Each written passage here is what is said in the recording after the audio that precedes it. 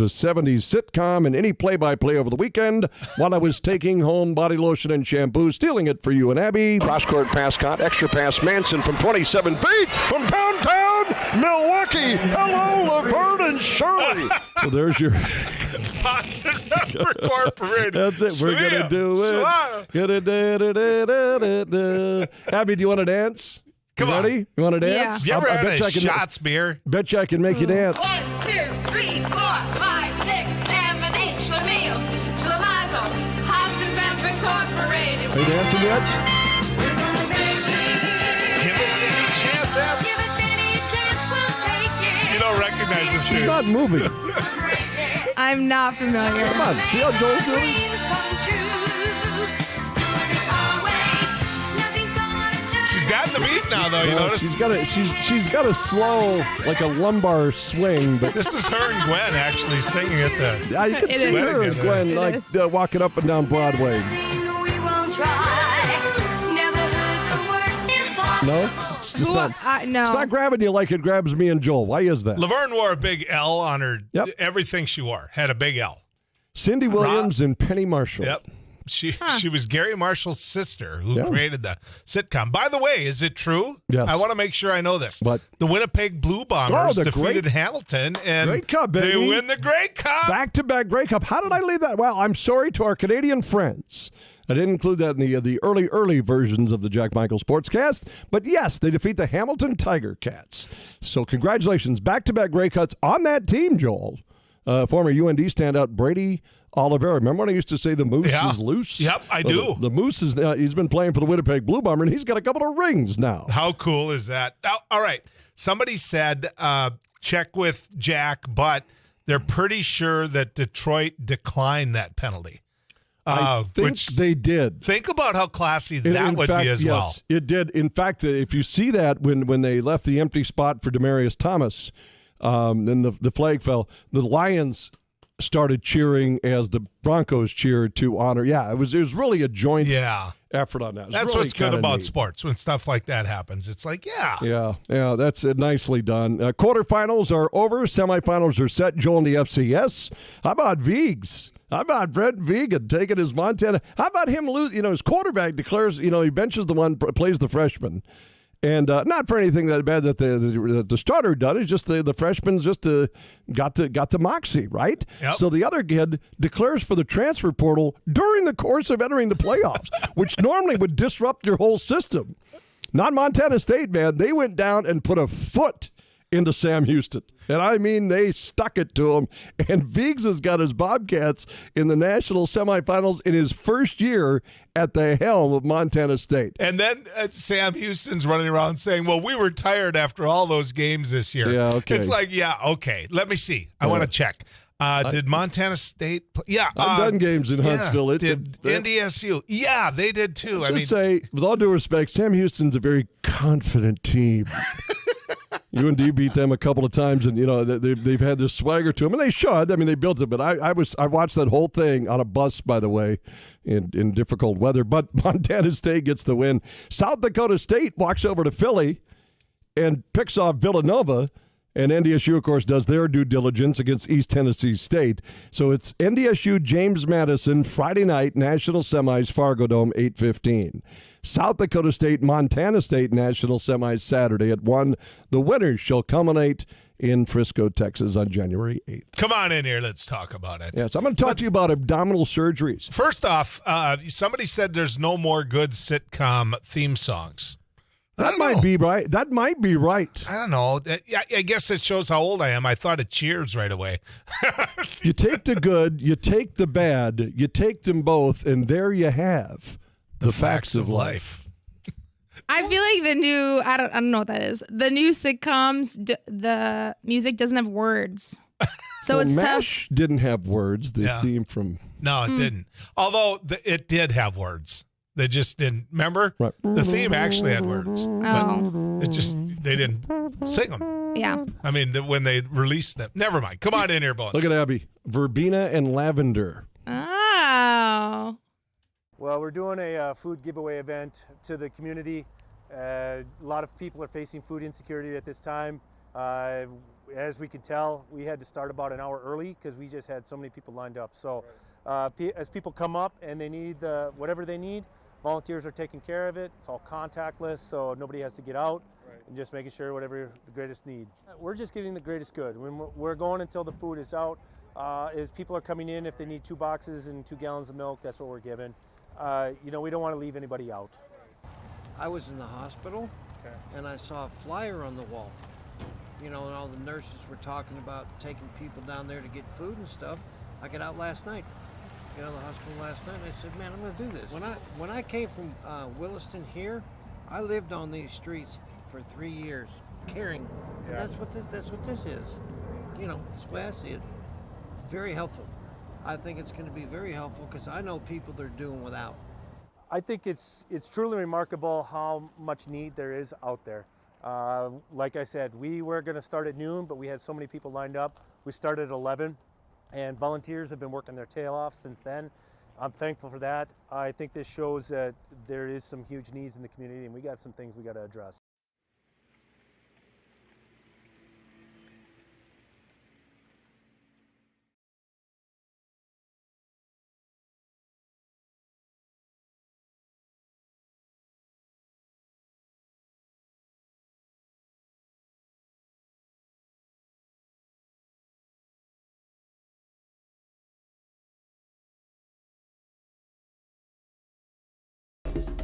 Thanks for watching News and Views on YouTube. Don't forget to subscribe and like our page, and send us a text anytime at 35270. Why do I like ice fishing so much?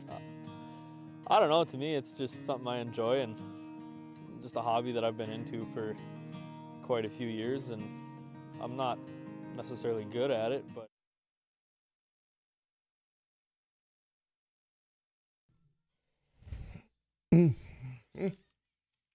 Why do people think this isn't good? I don't know. Including like Mariah Madison. Carey. Mariah Carey's voice is just. Madison doesn't like it. Mariah Carey is off the Awesome. charts. Off the charts. The woman has talent. Her and Celine Dion, Meatloaf, Adele, maybe Freddie Mercury.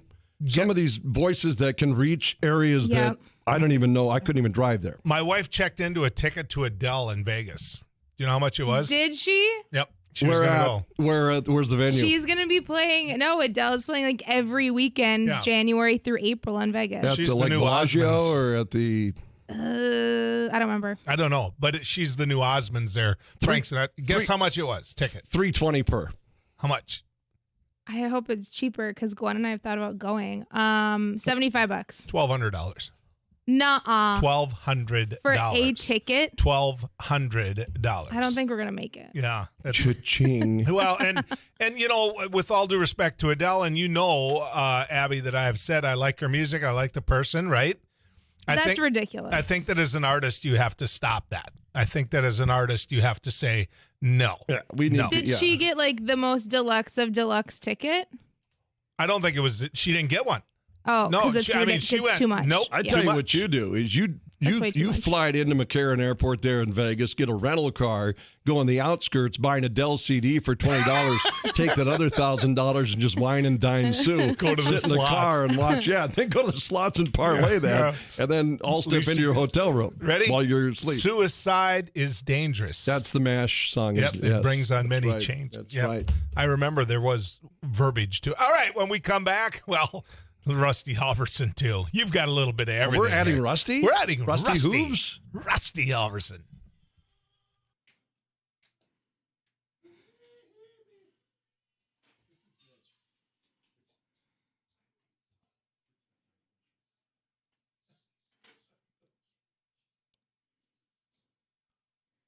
News and Weather brought to you by Bradfield and Equitable Agri-Finance, providing long-term fixed-rate financing to America's farmers and ranchers. KFGO News, 8:30. Currently mostly clear, 27 degrees in Fargo-Moorhead. We'll see high of 35 today. Checking with Too Tall Tom about the rest of the KFGO Weather Center forecast this week. After KFGO News, I'm Madison Quinn. A man was arrested after crashing his vehicle and fleeing from Grand Forks police.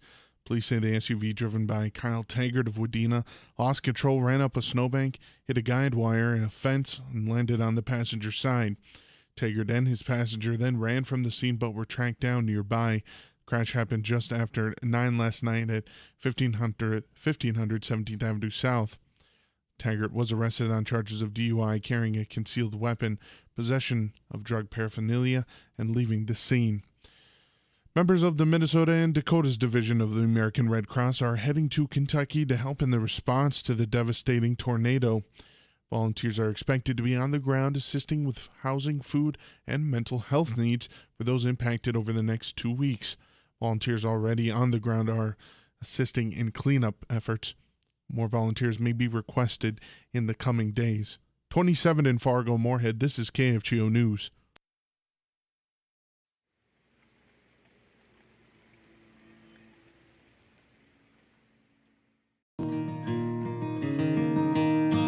Why do I like ice fishing so much? I don't know, to me it's just something I enjoy and just a hobby that I've been into for quite a few years, and I'm not necessarily good at it, but I enjoy it. It's fun. It's good time to get out and hang out with all your buddies and just get away from reality for a little while.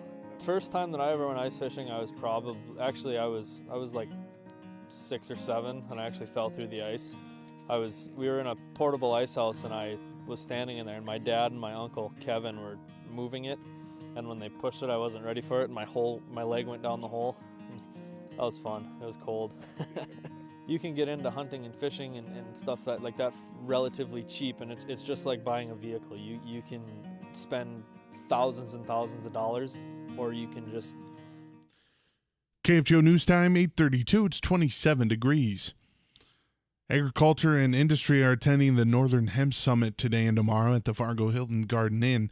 Summit will feature regional and national experts in hemp production, processing, marketing, and policy. David Ripplinger is NDSU Extension Bioproducts and Bioenergy Economics Specialist.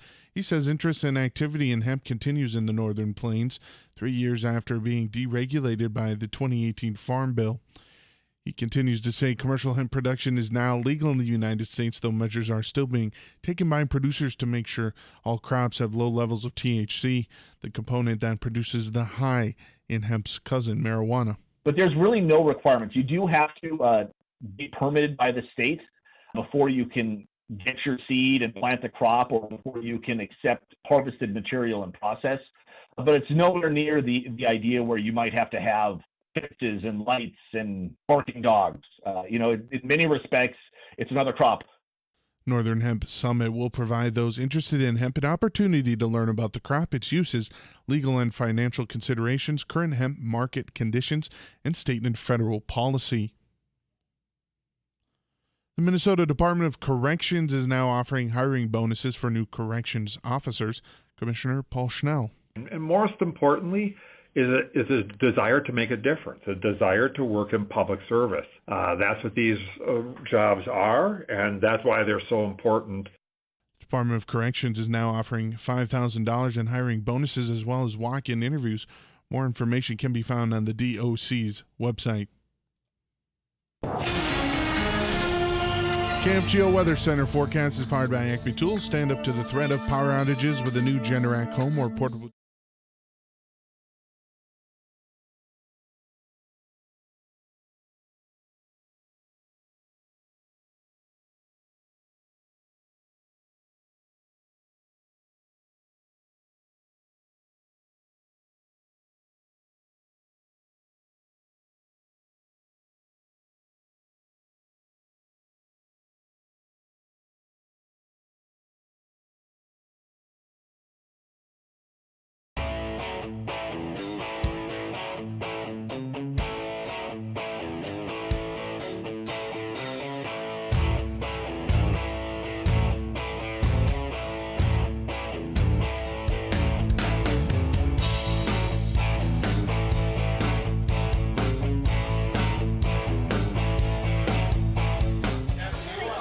Thank you. If the KFGO table could be a little quiet over here. Sorry. We're talk show. Grateful for this turnout. Good Lord, you guys showed up. Thank you. Give yourself a round of applause. Thursday night at Bar 9, and I want to thank Bar 9 for allowing us to come here, give a trigger away. Tip your waiters and waitresses, please. They are busting tail here. Standing room only, so thank you, thank you, thank you. So what's about to happen right now, you've all come and registered. Eric Johnson is diligently spinning this golden drum. And I do mean very diligently. And in a moment, I'm going to read a name, and that name needs to be present to win. And if your name's called, I want you to yell very loudly and then come get your tray. All right, you ready? Let's do it. For those of you that can't see, where my hand is now going into the golden drum. I have pulled one name.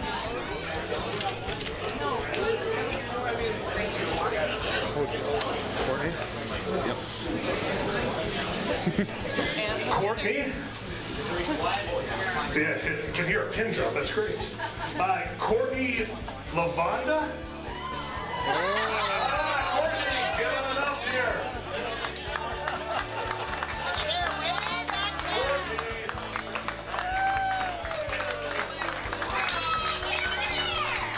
Courtney, there you are.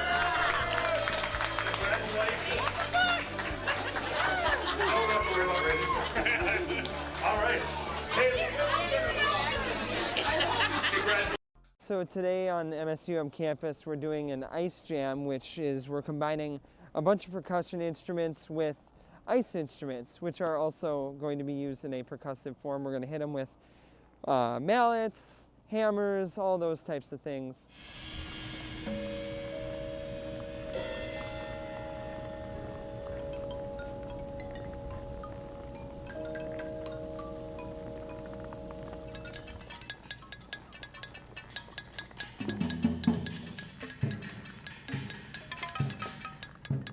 Today is all improv, so we're all just kind of working with ideas that we just kind of think of as we go, and we kind of play off each other, and it's fun to collaborate but also have a sense of independence. Why do I like ice fishing so much? One that buzzes in gets this. You ready? Love, exciting, and new. Come aboard. We're expecting you. Jack. Go. Love boat. There you go. Woo. Exciting. We should do that. And Name. Sweetest reward. Let it flow. It floats back at you. Oh, please, guys. Ratings matter. Oh, shoot. We are in a ratings period. Yeah. So I was going to say, I was going to come up with another one. Now my mind went blank. So I thought the theme to Cheers was one of the best ones. That was. I just thought that. Making your way in the world today takes everything you got. Come on, Abby. Taking a break from all your worries sure would help a lot. Come on, Abby. When you want to get away. There's someplace you can go. That's what you guys sound like. Where everybody knows your name. There you go. Bing. How about this? Abby, here's a story. Da-na-na-na. Of a man named Brady who threw 700 touchdown passes. Tom Brady. 3 boys of his own. One day he left New England for the Bay Area. And he's a Buccaneer today. That's it.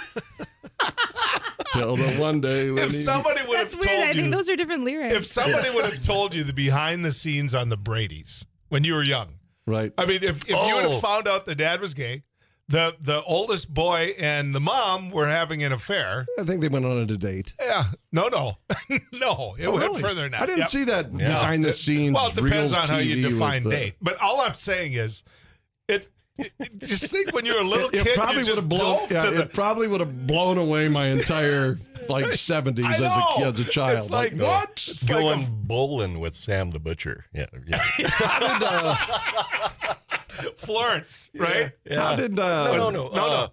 Oh gosh. What was the What was the theme maid's song name? for What was Ann B. the maid's- Davis, Alice? But what was the theme? Right? Is that what you're asking? Alice. That's it. Alice. I just said that. Yes, yes, yes. Ann it B. was Davis, Alice. Yep.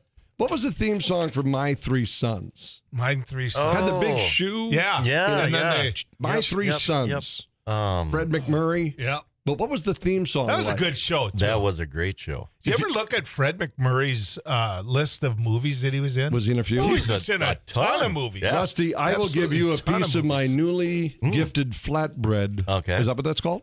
If you can If name you can either name or sing or get the My theme Three to Sons. My Three Sons. Oh, man. Theme for My Three I Sons. can see it, but I can't hear it in my mind I right think now. the one at Do you know it, Joel? I'm not there yet. The one from All in the Family though, Boy, where Carol the O'Connor's in late her night. sing. Songs. You know what? My mother finally found out that lyric, and then we were all educated on this. Was G, our old LaSalle ran great. You know, remember because she streamlined. G.R.O. LaSalle. G.R.O. LaSalle ran great. I thought it was salary, See? like money salary. No, then Marge once said it's G.R.O. LaSalle ran great. So it wasn't LaSalle. Big Hotel in Orlando? Oh, no, it was Big Old Jet Airliner. Big hotel with the light on. G.R.O. LaSalle. Okay, somebody's ran great. really, really mad that we didn't go. Just a good Green Acres. Acres. Is the place to I just got this be. text in. Just a good old boys. Yeah. Never Dukes of Hazzard. There it is. Never mean Look at that. But yet we I- don't know My Three Sons. Did you look? Yeah. One day at It's a time. totally. What was the one from One Day You at a take time? the good, you take the bad, Bad. you take the both. And Yeah. oh, No, that's the facts of life. That's the facts of Yeah, life. yep, I'm yep. stuck One in the day at a facts of time. life. One day Valerie at a time, one Bertinelli. day at a time, one day at a time. That's Yeah. It was pretty much that. Yeah. Well, we're moving on up. No, that's the Jeffersons. I'm getting my one day at a time mixed with the Jeffersons. Abby, it's going to drive us nuts. My Three Sons. My Three Sons. Okay. Could you please Yeah, Could look you find it? Oh, boy. If anybody knows, it can hum You it could this call morning. in. Just please call in. If you dare hum My Three Sons. Theme to My Three Sons. Chip, Chip, Ernie, Ernie. Kevin. I would have got Chip and Ernie. Chip. I would have. Ernie was the young Ernie, one. yeah. Chip was the middle one. Oh, boy. How about this one? Just came in from CC. Come and knock on our door. Come and We've been knock on our waiting. door. We've been waiting for you. Alice. Or not We've been Alice. waiting for Three's you. Company. There it is. Three's Company. Are you ready? Gonna There put was us out of our no misery. music. Three's Are you ready? Company. Put us Yes. out of our misery. This is My Three Sons theme song. Oh, there it is. Got There's this no one. lyrics, right? Are there lyrics? Huh. I don't know. It's about a minute long. Ba-bum. And it was animation. The shoes, Yes. were, right? Yep. Yep. Big pointy shoes.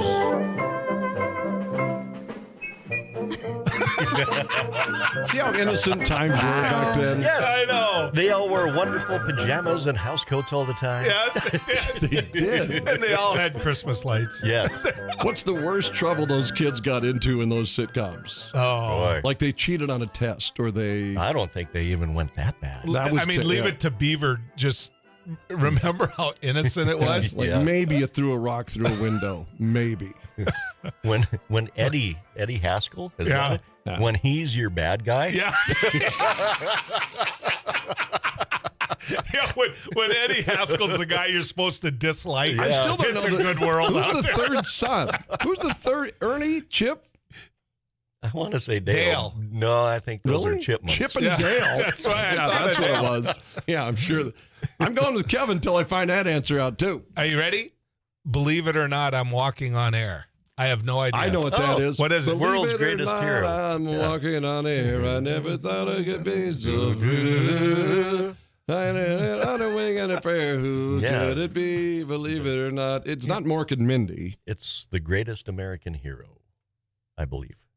I don't even know For what a that is. sitcom? Yeah, well, it was, is this guy. Believe he had it this. or not, I'm walking no, on that's air. Not, but never thought I could. no, that's not.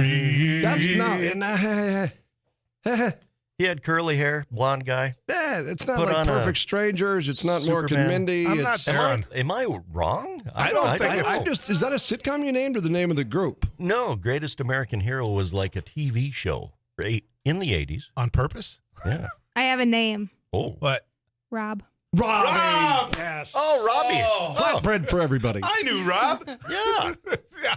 For those of you who don't know, tune into News and Views. These are our Monday brain stimulation segments. That really gets you going for the week. It's our Monday brain stimulation. This individual says you're right. It's the greatest American hero. Oh, good job, Rusty. Okay. By the way, Joe, Thank what are you. the initials of brain stimulation? BS, which is what our Monday brain stimulation Ready? segment. Green Acres. All right. Place to be. Okay, so we're stimulating. I'm living the life for me. What? Okay, Sanford and Son. You started this. Well, we're moving on up to the east side in a deluxe apartment. Nah, In the Sanford and sky Son. high. Oh, no, that would Sanford be Son. the Jeffersons. Yeah, Yeah, Sanford that's and the Son. Jeffersons. Sanford and Son. That was mostly just Like, music. Yeah. Yeah. Do, do, do, do, No, he looks at Abby. He's like, Abby, pull that one up. Sanford and What am Sons. I looking up now? Sanford and Sons. Sanford and Sons. Yes, it was a junkyard, just in case you're wondering. How did Happy Days start? Red Fox. How did the Happy Days theme start? Happy Days. That was rocking around the clock. Yeah. Right, 1 but o'clock, how was it? 2 They had to o'clock, condense 3 it. o'clock, rock. Is that how the theme song started, 8 too? o'clock, rock. We're going to rock. Around That's the clock tonight. Really? All right, I think it did. That's like a song. Once we don't have words, you notice we just go. Look at how good we are today. We haven't missed one yet. We didn't remember you didn't Rob. know Rob. Oh, we didn't know Rob. That's And right. you needed Broad that daylight. the shoes song. And there was My Three Sons. There Yeah. was 4 sons in My Three Sons. Yeah, there was one that wasn't home. Remember? I believe that's right. I believe that's right. Maybe at that time, maybe it service or something, possibly. I don't know. He didn't live at home, as I remember, because it blew me away. My dad was a huge fan of My Three Sons. Which one you got, Ab? We're gonna take a break. Abby, We can't take a break can till only we get take a Sanford break. and Sons. Abby, you can only take a break if we learn Sanford and Son. Yes. Or Abby, you start humming the Beverly Hillbillies. Do you realize how many people in pickups and in semis are counting on us to have For this Sanford theme and to Son? Sanford and Son? Remember Red Fox? Mm-hmm. Oh, you faked out the big one. It's a big one. Let me tell you about a story about a man named Jed. A poor mountaineer nearly got his belly fed until one day he was shooting at some food and up from the ground come a bubbling I'm crude. sorry, folks. It's BS Monday, It's brain BS stimulation Monday. Monday. Does she Okay, have it? I think I have it. We can't go You to got break. it? Yeah. Oh yeah. There it is. This one seems cooler. It is cooler. Oh, I recognize that part. You do? Yeah, the dun-dun-dun. Red Fox. Desmond, what was I will tell you this. If you ever want to see Red Fox's stand-up routine when he was alive, yeah, don't take the kids. Not safe. Not safe for this Although conversation. I was kind of impartial to Grady when he'd come on. Oh, Grady. was just outstanding. Grady was good. Who was the kind of cantankerous woman? Oh yeah, the Lamont's aunt. Yeah. Yep. And she had the scarf. And she didn't like him. No. She didn't like him. All right, we're ready, Abby. There's your BS for the morning. We'll be back with more theme music right after this.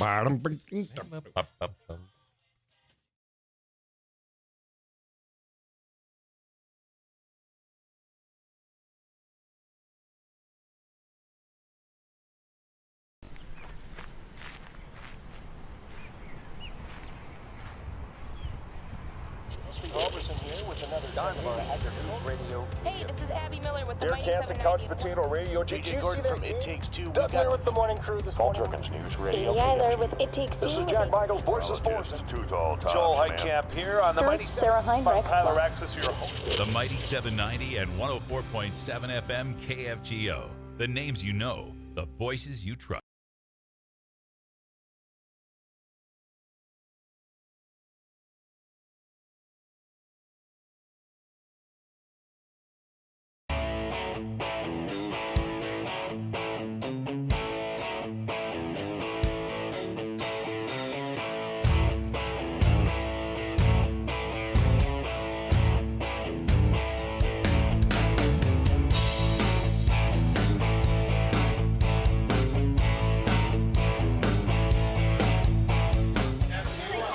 Thank you.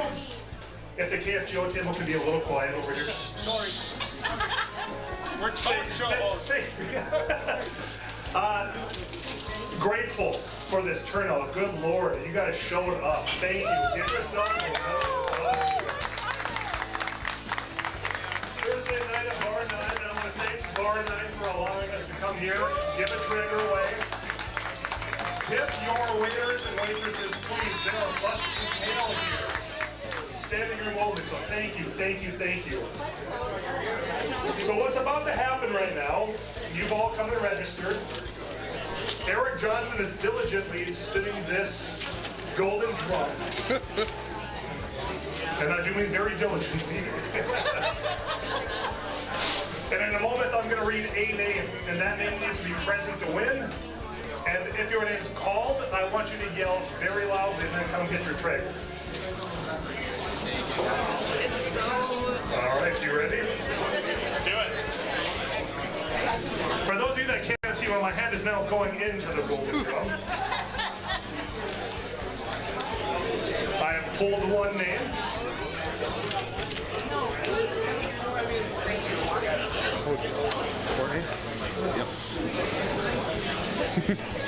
Courtney?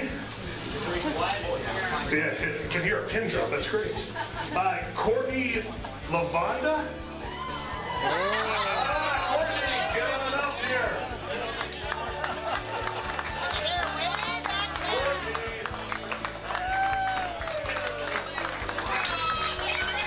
Courtney, there you are.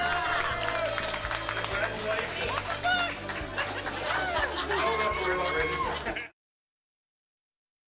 There it is. As good as it was. Yep. I know this one. Do you? Yeah. Andy Mayberry. Okay, so here's the fact on my three sons. You ready? Yes. Chip was adopted. Chip was. I didn't know the that. eldest one left, and Robbie? then Chip wasn't adopted. One of the other kids was. Chip's friend was adopted. He was kind of the Scrappy Doo Right. of the My Three Sons. Yes. It had that. Yep. You ever notice theme songs like this? Like there's no music. Then about three quarters of the end, it goes. The Andy Griffith Show. Like that's and that guy got paid. He got paid. Like there's nothing that it's the Beverly Hillbillies. By the way, Beverly Hillbillies. there's a certain age group, being the youngest of all these siblings, that still live here and Yep. listen to us every day. Apparently, my sister Julie is screaming at the radio. Did we miss something? She's like, Chip! What do we do? Chip! This is I called- know this answer. Brain Stimulation Monday. BS in the morning. BS in the morning. What was the beat? Because there were no lyrics to Hogan's Heroes. Oh yeah. Oh, Hogan's Hero. Dun, dun, dun, dun, dun, dun, dun, dun, I know nothing. and somebody I see nothing. and somebody opened up a stump and people climbed out of it. That's how they escaped. That's how we apparently won the war. It wasn't the big bombs. It was like What was the actor that played the Brit in there that? it is. It was Ivan Dixon. the host of Family Feud. Oh, Richard Dawson. Yep, Yes. exactly. I have seen Hogan's Heroes too. All of it thanks to my dad. See this one? You got this music. Then Okay, when you were young Hogan's and you Heroes. watched Hogan's Heroes, how old did you think Clink was? Clink? He looked like he's about 73. Right, and he was playing that in his 40s. Wow. Whoa. Think about that. I feel It might have bad. been just the fact that he was Who hair was the impaired, heavier but- set general? Schultz. No, No, yeah. Schultz? The German side. Yeah, Well, he that was Schultz from the too, but- Gestapo yeah. side. Who was Yeah. the head of the? Oh, Oh, boy. oh. You know, big. Yep. Yeah. Yep. His cheeks sat on Shorter, his neck. just Yeah, big. Yep. And he spoke like, He had that. now my sister Julie's yelling again. What was his name? Rusty, I'll give you another piece of flatbread if you come up with his name. Oh, man. I'm stumped. Verne. Wilhelm. No, that was Verne. That's my grandma's middle name. He was he was only in it Kinda. once like every 6-7 if you knew episodes. it was coming, there was Yep. trouble to be Yep. had. Oh, yeah. When he He's walked gonna- in, Clink was nervous. What was Oh, his yeah. name in the movie? Oh. In the sitcom. I don't know. 35270. Please help me. We're gonna run out of time and not be able to tell. I'm gonna. Wustrand's here. Yeah. No, Yep. Wiener schnitzel. Now, what was that's gonna? I'm gonna wear that till 3 today. Oh yeah. Hold on. I gotta pull this up. And I hate doing this. Golden Girls. Yep. Yep. That was good. Golden Girl. Yep. Yep. This is a song written though by Randy Van Warmer. Who? Yeah. Randy Van Warmer, I believe. Huh. Really? Yep. I know Did every he- song ever written did until the he 90s. General Do Burke. well in life? General Burkhalter. No, it's General Burkhalter. Yep. Burkhalter. Someone's calling right now and then just hung up. You had it. There's 30 seconds left. I'm sorry. It was General Burkhalter. And the man did have a very full face. He had a Yes, he full did. face. Very, very full face. Looks like a Joel, thanks for bulldog. inviting me and Rusty to your BS. Colonel Hochstetter. Colonel. No, he was a quarterback for the Raiders. Oh, that was Jeff Hochstetter. That's right. All I remember was I thought that Colonel Klink's secretary was hot. Not just Fronheid, Hilda. Right? Hilda. Yeah. I mean, she was, yeah. All right, when we come back, the troopers are coming in. Try Clean to your follow brains. that, boys. Clean your brains.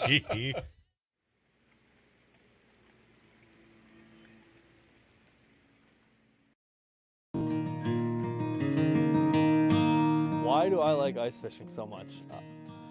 I don't know. To me, it's just something I enjoy and just a hobby that I've been into for quite a few years. And I'm not necessarily good at it, but I enjoy it. It's fun. It's good time to get out and hang out with all your buddies and just get away from reality for a little while. First time that I ever went ice fishing, I was like 6 or 7, and I actually fell through the ice. We were in a portable ice house, and I was standing in there, and my dad and my uncle Kevin were moving it, and when they pushed it, I wasn't ready for it, and my leg went down the hole. That was fun. It was cold.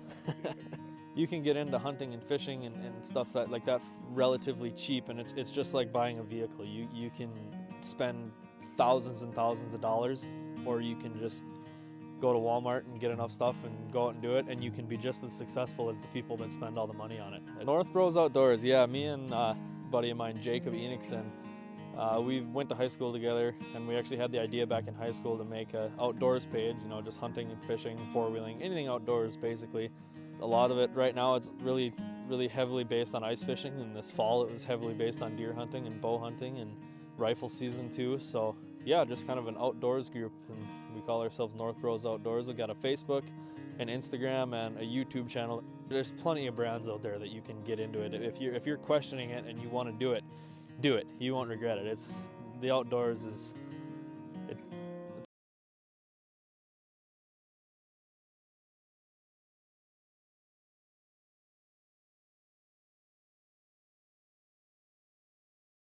So today on MSUM campus we're doing an ice jam, which is we're combining a bunch of percussion instruments with ice instruments, which are also going to be used in a percussive form. We're going to hit them with mallets, hammers, all those types of things.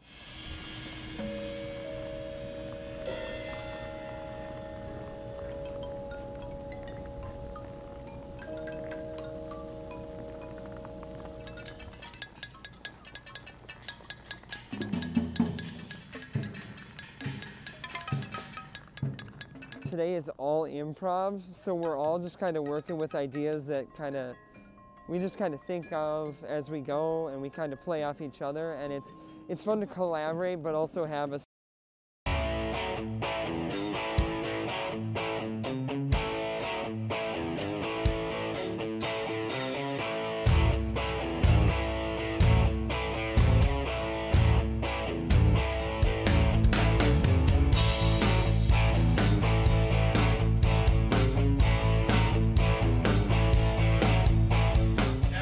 First off, thank you. As a KFGO team, we can be a little quiet over here. Sorry. We're talk show hosts.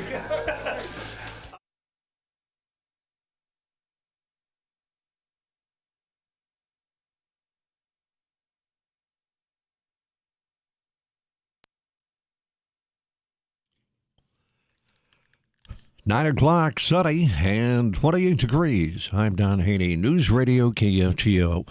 A Canadian who pleaded guilty to a murder conspiracy case and 3 other felonies in the death of a Bismarck man 2 years ago is expected to be sentenced next month. 43-year-old Earl Howard of Ontario earlier pleaded guilty to murder conspiracy and 3 other charges in an agreement with prosecutors. His sentencing has been scheduled for January 21st. Howard and Nikki Sue Ensel were charged in 2020 in the death of the woman's husband, 42-year-old Chad Ensel, in what prosecutors say was a love triangle with plans to cash in on a life insurance policy. Nikki Sue Ensel is scheduled to go on trial the end of February. A man was arrested after crashing his vehicle and fleeing from Grand Forks police. Officers say the SUV, driven by Kyle Taggart of Wadena, lost control, ran up a snowbank, hit a guy wire, a fence, landed on the passenger side. Taggart and his passenger then ran from the scene, but were tracked down nearby. The crash happened about 9 last night. Taggart was arrested on charges of DUI, carrying a concealed weapon, possession of drug paraphernalia, and leaving the scene. An influential independent in the Minnesota legislature, Senator Tom Bach of Cook, is joining Republicans to push for eliminating state income tax on Social Security benefits regardless of income. Bach contends with a $7.7 billion budget surplus, there's a lot of money to do it. These middle-income taxpayers that are making this decision to leave, they have a lot to contribute to our state. And if they're going to leave, let's not make it over taxes. Let's make it over the weather.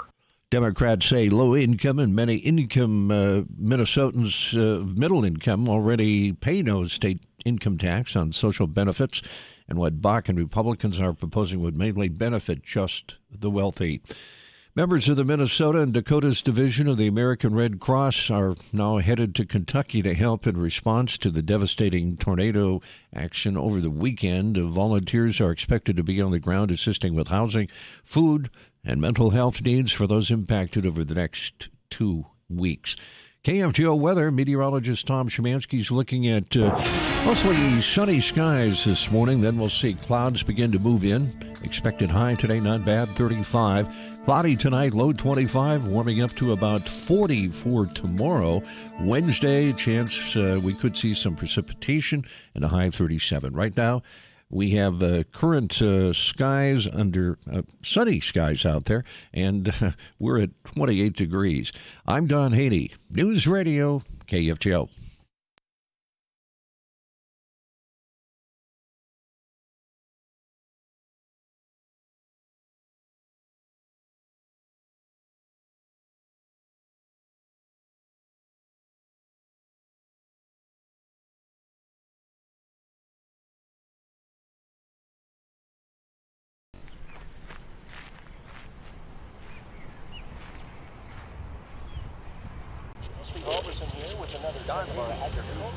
Hey, this is Abby Miller with the Derek Mighty Hansen, 790. Couch Potato Radio. Did you see that? From It Takes Two. Doug Miller with the morning crew this morning. News Radio. Amy Eiler with It Takes Two. This is Jack Michaels, Voices Force. Too tall, Tom. Joel Heitkamp here on the Mighty Sarah Heinrich. Tyler Axis, your host. The Mighty 790 and 104.7 FM KFGO. The names you know, the voices. Why do I like ice fishing so much? I don't know. To me, it's just something I enjoy and just a hobby that I've been into for quite a few years. And I'm not necessarily good at it, but I enjoy it. It's fun. It's good time to get out and hang out with all your buddies and just get away from reality for a little while. First time that I ever went ice fishing, I was I was like 6 or 7, and I actually fell through the ice. We were in a portable ice house, and I was standing in there, and my dad and my uncle Kevin were moving it, and when they pushed it, I wasn't ready for it, and my leg went down the hole. That was fun. It was cold. You can get into hunting and fishing and stuff like that relatively cheap, and it's just like buying a vehicle. You can spend thousands and thousands of dollars, or you can just go to Walmart and get enough stuff and go out and do it, and you can be just as successful as the people that spend all the money on it. North Bros Outdoors, yeah, me and a buddy of mine, Jacob Enixon, we went to high school together, and we actually had the idea back in high school to make an outdoors page, just hunting and fishing, four-wheeling, anything outdoors basically. A lot of it right now, it's really, really heavily based on ice fishing, and this fall it was heavily based on deer hunting and bow hunting and rifle season too. So yeah, just kind of an outdoors group, and we call ourselves North Bros Outdoors. We've got a Facebook, an Instagram and a YouTube channel. There's plenty of brands out there that you can get into it. If you're questioning it and you want to do it, do it. You won't regret it. The outdoors is. Thanks for watching News and Views on YouTube. Don't forget to subscribe and like our page, and send us a text anytime at 35270.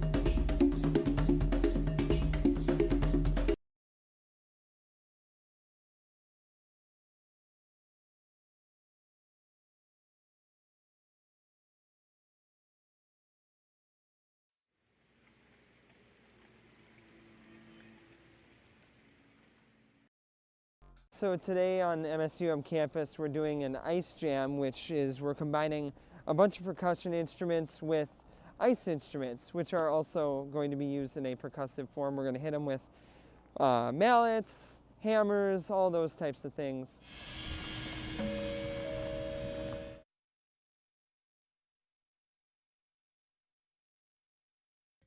Good to be with you on this Monday. Just get a chance to, we're going to get a chance to talk about something pretty terrible, quite frankly, later in the show. Good friend of mine, Carolyn Gerger, came from the area. She lives in North Dakota now. She goes back to see her family a lot.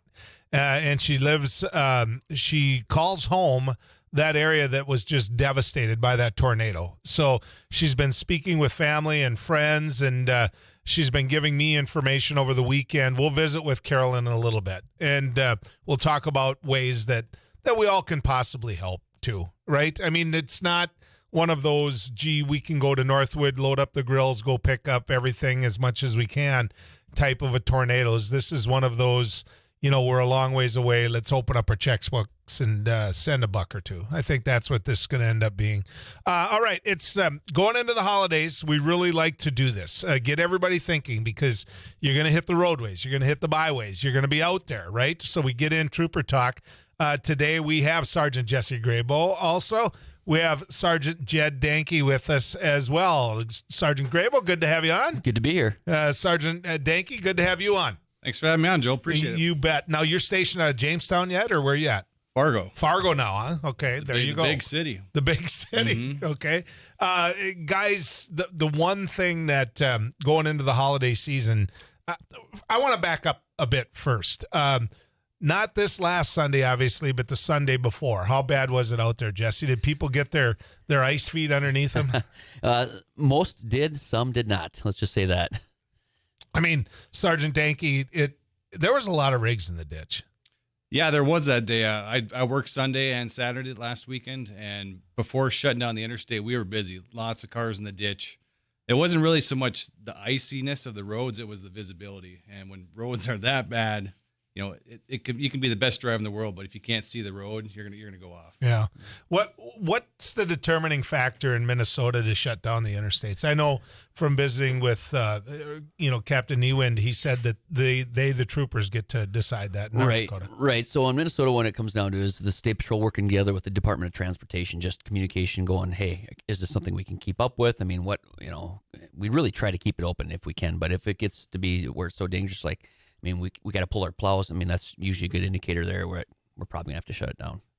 I got to tell you guys, being the old person in the room, this never happened before. This shutting down the interstate never happened before. And I think we grew up. I think we realized that we should have before. Because for one thing, I remember, back when I was in the legislature, you couldn't get down the interstate a day later because you couldn't get everything off the interstate that got snowed into the interstate.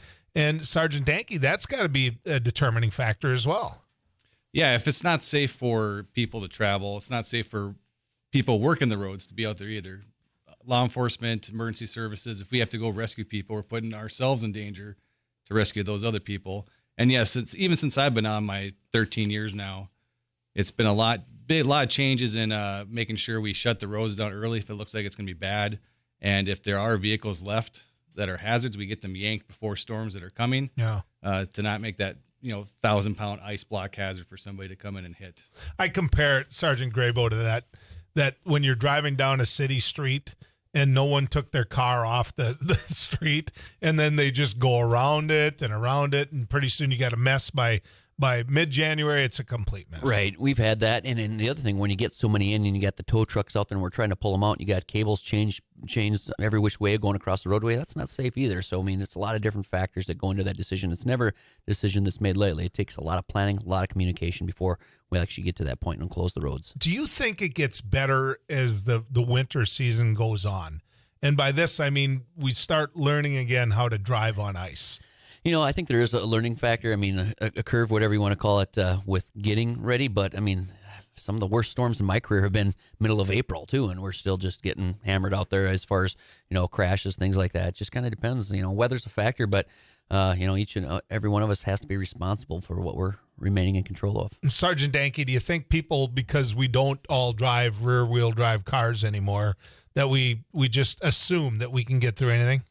Yeah, I think there's a misconception that, I have a all-wheel drive vehicle that I can get through any situation. And really, that's not the case, because even if you are the best driver in the world, the guy next to you might be the worst driver in the world.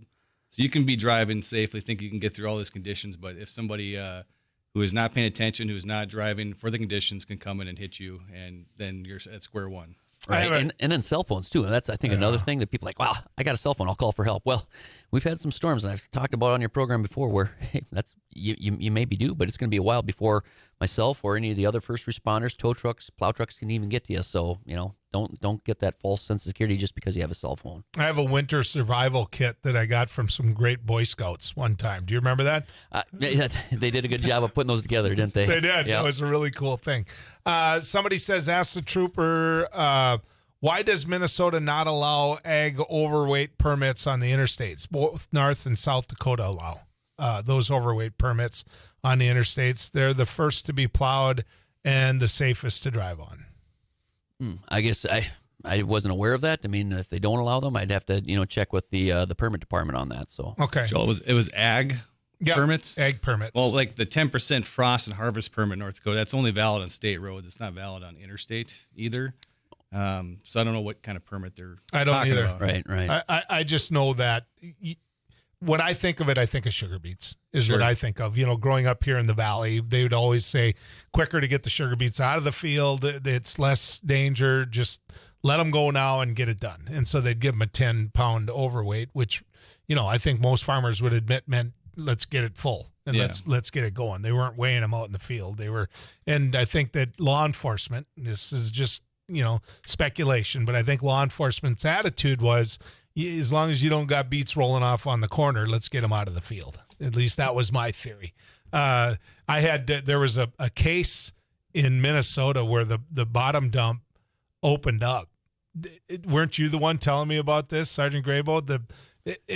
I think they ended up bringing the snowplow out to kick all the beets into the ditch. Oh yeah, we've had a number of crashes or people have lost loads and things like that where we've had to get the plow trucks out there to get the crop off the highway. Yeah. Should there be? I shouldn't say it should. How many states that you know of have a minimum speed when it comes to the interstates? I guess I don't know. How many around it? Minnesota does, but yeah, Minnesota does. North Dakota doesn't. No, right? we don't. Nope. I think South Dakota does, doesn't it? That's a good question. Montana has a minimum speed. You got to go 120.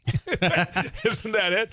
237-5948, 1-800-880-5346. You can text us at 35270 and get your questions into the troopers that way as well. But first we go to the weather cave and visit with Too Tall Tom Szymanski. Looks like a nice start to the week. Temperatures today are going to be into.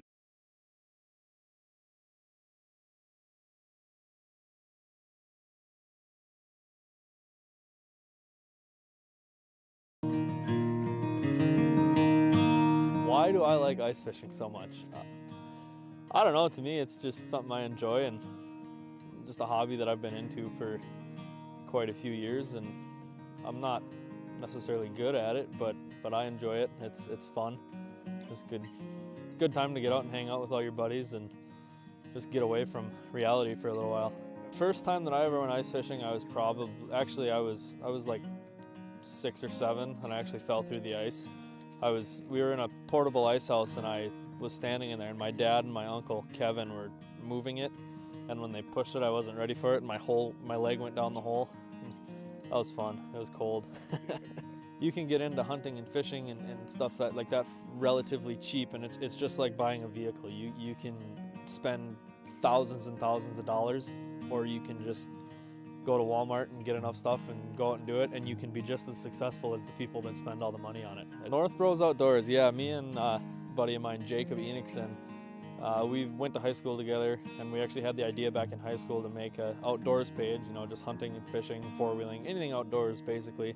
A lot of it right now, it's really, really heavily based on ice fishing, and this fall it was heavily based on deer hunting and bow hunting and rifle season too. So yeah, just kind of an outdoors group, and we call ourselves North Bros Outdoors. We've got a Facebook, an Instagram, and a YouTube channel. There's plenty of brands out there that you can get into it. If you're questioning it and you want to do it, do it. You won't regret it.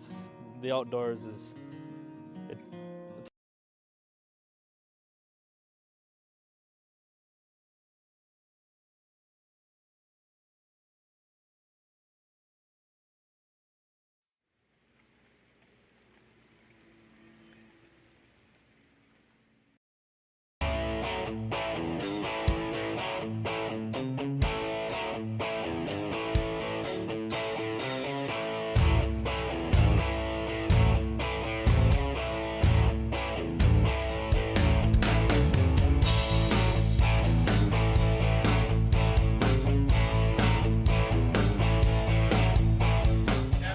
First off, thank you. If the KFGO table could be a little quiet over here. Sorry. We're talking show. Thanks. Grateful for this turnout. Good Lord, you guys showed up. Thank you. Give yourself a round. Thursday night at Bar 9, I want to thank Bar 9 for allowing us to come here, give a trigger away. Tip your waiters and waitresses, please. They are busting tail here. Standing room only, so thank you, thank you, thank you. So what's about to happen right now, you've all come and registered. Eric Johnson is diligently spinning this golden drum. And I do mean very diligently. And in a moment, I'm going to read a name, and that name needs to be present to win. And if your name's called, I want you to yell very loudly and then come get your trigger. All right, you ready? Do it. For those of you that can't see, where my hand is now going into the golden drum. I have pulled one name.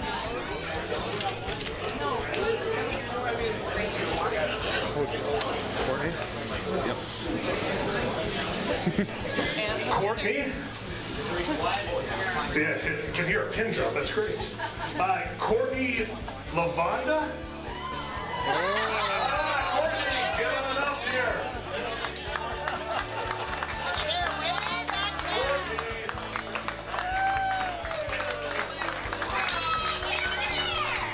Courtney, there you are. Congratulations. All right. Hey.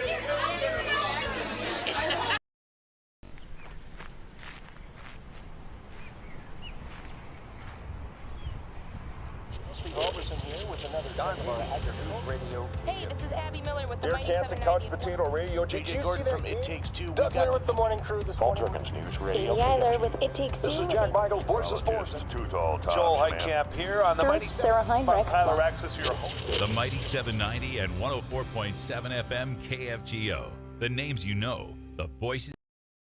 So today on MSUM campus, we're doing an ice jam, which is we're combining a bunch of percussion instruments with ice instruments, which are also going to be used in a percussive form. We're going to hit them with mallets, hammers, all those types of things.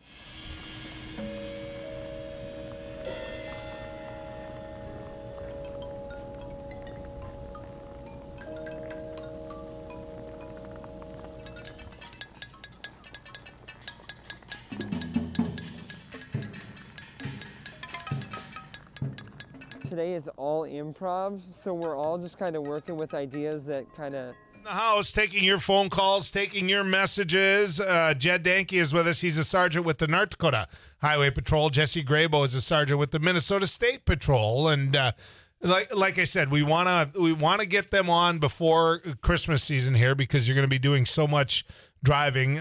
Sergeant Danke, when you look at, the different, I want to phrase this in a way where I don't get myself in trouble. When you look at some of the different vehicles out there, the different rigs out there, it just seems to me that there's more semis than ever before, and they're desperately needed. And then you take the SUVs that at times think that they can go through anything.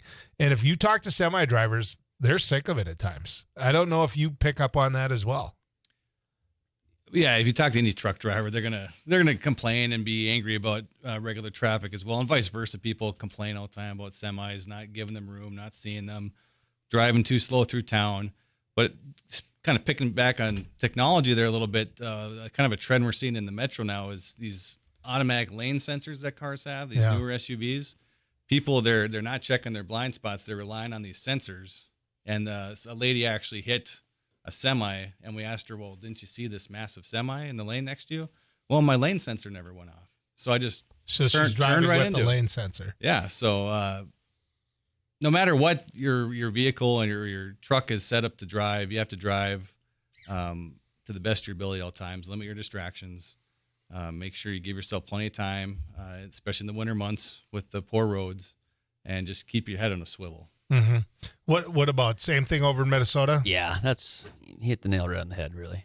So when the ripples went in, on the center line and on the sidelines, I was, on the shoulders.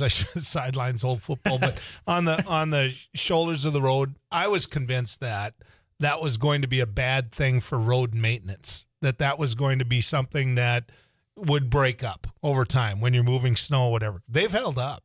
I mean, Sergeant Danke, they work. Yeah, they work. I mean, I've hit the center line rumble strips before. A lot of people driving two lanes have probably hit them before. They're a great reminder to, hey, you need to stay in your lane. And to me, I think they are making a big impact, saving lives. How about on the Minnesota side? Yeah, I tell you what, where I really like them is in the snowstorms, the blizzards. Yeah. There's storms I've been in where I can't tell if I'm still on the road myself. I'm like creeping along, just at a less than a snail's pace, and I'm at that point where I've had to stick my foot out the door and just wondering if I'm still on the road yet. And when you can get on those rumble strips, it still lets you know you're still on the road yet, so I can get to that next call to help somebody out. But when you said that you're relying on them, I can tell sometimes I rely on them on the shoulder. I can tell that on when I go to the right, I'm like, okay, yep, time to pull her back in a little bit. It shouldn't be that. Yeah, it should be, but that's a good example of how engineering can help road safety. If we can make the roads as safe as possible, that's why a lot of people don't like these cable barriers that are going up. Minnesota's got a lot of cable barriers. North Dakota is going to start adding more in the upcoming years. There's some north and south of Fargo now, and I would imagine at some point it's going to go west too. And before, you may just go into the median and get stuck, but now you're going to go and hit that cable barrier and cause a lot of damage. But if we can save one car from going over and hitting somebody head on or causing a bad wreck, then it's worth it. Yeah, that was always the thing in Minnesota for years. I don't know why I'm about to ask you this, but the person texted in. Are you ready? All right. It said, please ask if you can go 80 miles an hour legal in North Dakota and Minnesota. Thanks. Minnesota, speed limit on the freeway is 70, so no. Speed limit 75 in North Dakota. Period. Plain and simple. On some of those, off roads, those state roads, 65. That's been a good thing for me personally. When they went up to 65 in the North Dakota side on that, I think that I don't know what the troopers thought about that, Sergeant Danke. Well, that's you're dating me, Joel. It's been 65 since I've been alive. It drove me nuts. I was around when the interstate was 55. Sure. It felt like you needed an oar. I'm on this road that's just built for speed, and that was a. Were you out there with Sammy Hagar cranking little? I can't drive. Get this, they had the airplane, paint on the road then yet to warn you that you're being monitored from the air every now and then. I actually got stopped by a trooper one time because of that. I was going 68 or 69 and a 55. I mean, I had it coming. They picked me up, and I remember looking at him saying, it just feels like you're going so, and you were. Yeah. It's frustrating. Well, Cass County, got some of their county roads now are 65. Mhm. Some of the ones that are built up and can kind of handle that kind of speed. Right. And I don't think it's been a problem. Somebody says, shouldn't they at least give warnings of closing highways 3 hours earlier? It's a better way of keeping everyone safe. Sergeant Grable? Well, I tell you what, usually at that point, when you get to the point of closing roads, there's already no travel advised. And I guess if you start giving people like a warning, well, then what's everybody going to do? They're going to head out there maybe and try to beat the closing. And well, it's already probably not good. I mean, it's probably a no travel advisory, so we don't want you out there. So I think that's probably some of the thinking behind that. Yeah, and then speaking of the last weekend when we closed the interstate, I was working that day, and all day it was kind of snowy, mixy. Roads weren't the best. But as it got to about 6 p.m., like the wind really picked up. It was like a flash. Road conditions changed, and we try to keep the roads as open as possible too. We got to keep commerce moving too. It's a fine balance. Right. There was an accident recently, a tragic accident, a fatality, and I think it was her that died and him that got really hurt. There were a couple from Morton, my home neck of the woods, but they had the wrong ball they were using on the hitch they had, and they got out, checked things, and the next thing you know, ding.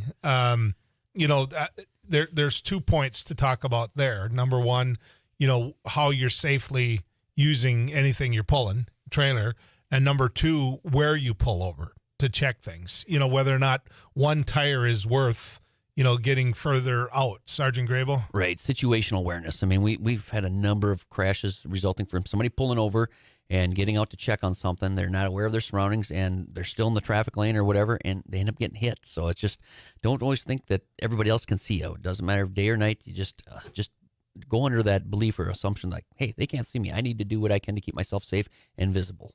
Sergeant? Yeah, and the crash you're referring to, Joel, that the driver borrowed somebody's pickup for that movement. They were hauling scrap to Fargo. And you got to make sure your equipment is set up for your own equipment. So the ball was a different size than the trailer hitch, and that's what caused it to pop off. Once that scrap was offloaded, because the weight was not pushing down on the hitch anymore. And they stopped to reattach the trailer, and boom, crash. Yeah, tragic. In terms of a regular routine stop where someone's pulling a trailer, there's always a lot of talk about whether or not if you can see the tail lights on the vehicle, should you have to have tail lights on the trailer? Say a small aluminum trailer, for example, what I call snowmobile trailer, single snowmobile trailer. In North Dakota, do you have to have the lights working on the aluminum trailer?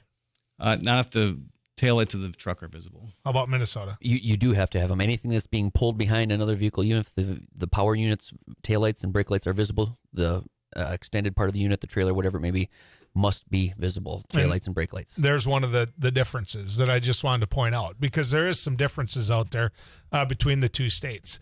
1-800-8, and somebody says, wasn't 55 part of President Carter's fuel-saving plan during the 70s? Absolutely it was. I remember that, just like I'm the old guy in the room. I remember it. I was just a little kid in the 70s, but boy, the 80s, it was brutal in the beginning of that. 1-800-880-5346 or text us at 35270.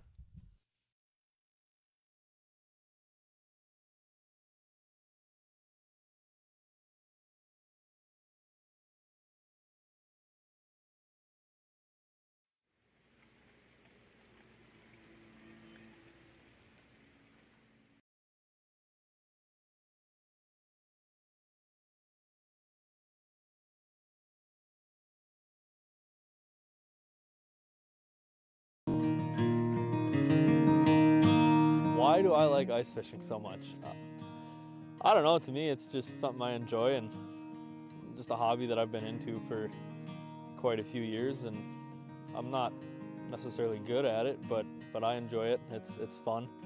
It's good time to get out and hang out with all your buddies and just get away from reality for a little while. First time that I ever went ice fishing, I was like 6 or 7, and I actually fell through the ice. We were in a portable ice house, and I was standing in there, and my dad and my uncle Kevin were moving it, and when they pushed it, I wasn't ready for it, and my leg went down the hole. That was fun. It was cold. News and weather brought to you by Rick Electric. Rick Electric is proud to serve the Fargo-Moorhead area since 1964. Day or night, they're here for you. RickElectric.com. KFGO News. It's currently 29 degrees and sunny in Fargo-Moorhead. I'm Madison Quinn, News Radio, KFGO. Canadian man who pleaded guilty to murder conspiracy and 3 other felonies in the death of a Bismarck man 2 years ago will be sentenced next month. 43-year-old Earl Howard of Ontario earlier pleaded guilty to murder conspiracy and 3 other charges in an agreement with prosecutors. His sentencing has been scheduled for January 21st. Howard and Nikki Suensel were charged in the 2020 death of the woman's husband, 42-year-old Chad Ensel. What prosecutors said was a love triangle with plans to cash in on a life insurance policy. Nikki Suensel is scheduled to go on trial February 28th. A billboard in central Minnesota is aimed at generating news leads in a 40-year-old cold case murder. Tri-County Crime Stoppers paid for the billboard near Highway 55 and 15 in Stearns County, asking for information on the murder of Myrtle Cole in Fairhaven on December 12, 1981. The billboard reads, quote, "Who killed Myrtle Cole? Someone knows." It also advertises a reward of up to $1,000 for information. Fairhaven is 18 miles south of St. Cloud. Former Amazon employees tell their stories this afternoon following last week's report of Amazon warehouse workers in Minnesota are more than twice as likely to be injured on the job as their counterparts in other warehouses. State Representative Emma Greenman. The workers that are making that happen, that have made it happen so that all of us can, safely receive packages during this pandemic, those essential workers are the folks in these warehouses. Greenman has requested hearings when the legislature returns to St. Paul in late January, and the Minneapolis Democrat says she also plans to introduce proposed legislation. Over 80 workers responsible for clearing and maintaining runways at airports in the Twin Cities Metro voted to strike on Sunday. That group includes workers at Minneapolis-St. Paul International Airport. They reported that 95% of union workers approved the strike as they asked for higher wages and other concessions they say are in line with other airport union groups. Metropolitan Airports Commission said it continues to negotiate with the workers in good faith. Mediation is scheduled to begin December 28th. The KFGO Weather Center forecast for today from Too Tall Tom Szymanski.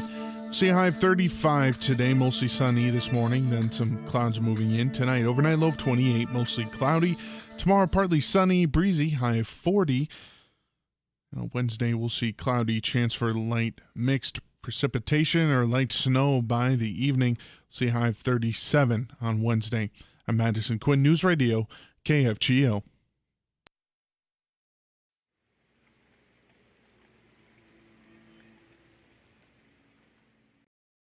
Well, we're doing a food giveaway event to the community. A lot of people are facing food insecurity at this time. As we can tell, we had to start about an hour early because we just had so many people lined up. So as people come up and they need whatever they need, volunteers are taking care of it. It's all contactless, so nobody has to get out. And just making sure whatever the greatest need. We're just getting the greatest good. We're going until the food is out. As people are coming in, if they need 2 boxes and 2 gallons of milk, that's what we're giving. We don't want to leave anybody out. I was in the hospital, and I saw a flyer on the wall. And all the nurses were talking about taking people down there to get food and stuff. I got out last night, the hospital last night, and I said, man, I'm going to do this. When I came from Williston here, I lived on these streets for 3 years, caring. And that's what this is. That's the way I see it. Very helpful. I think it's going to be very helpful because I know people that are doing without. Radio Network. Somebody said, hey, Joel, how often is a vehicle maintenance or lack thereof a factor in accidents? Sheriff? Sheriff. Sergeant? Yeah. That's your next job. You're running. Maybe. Jesse does a good job, so I don't know if you'd like that. Vehicle maintenance it can definitely make a bigger factor in the wintertime.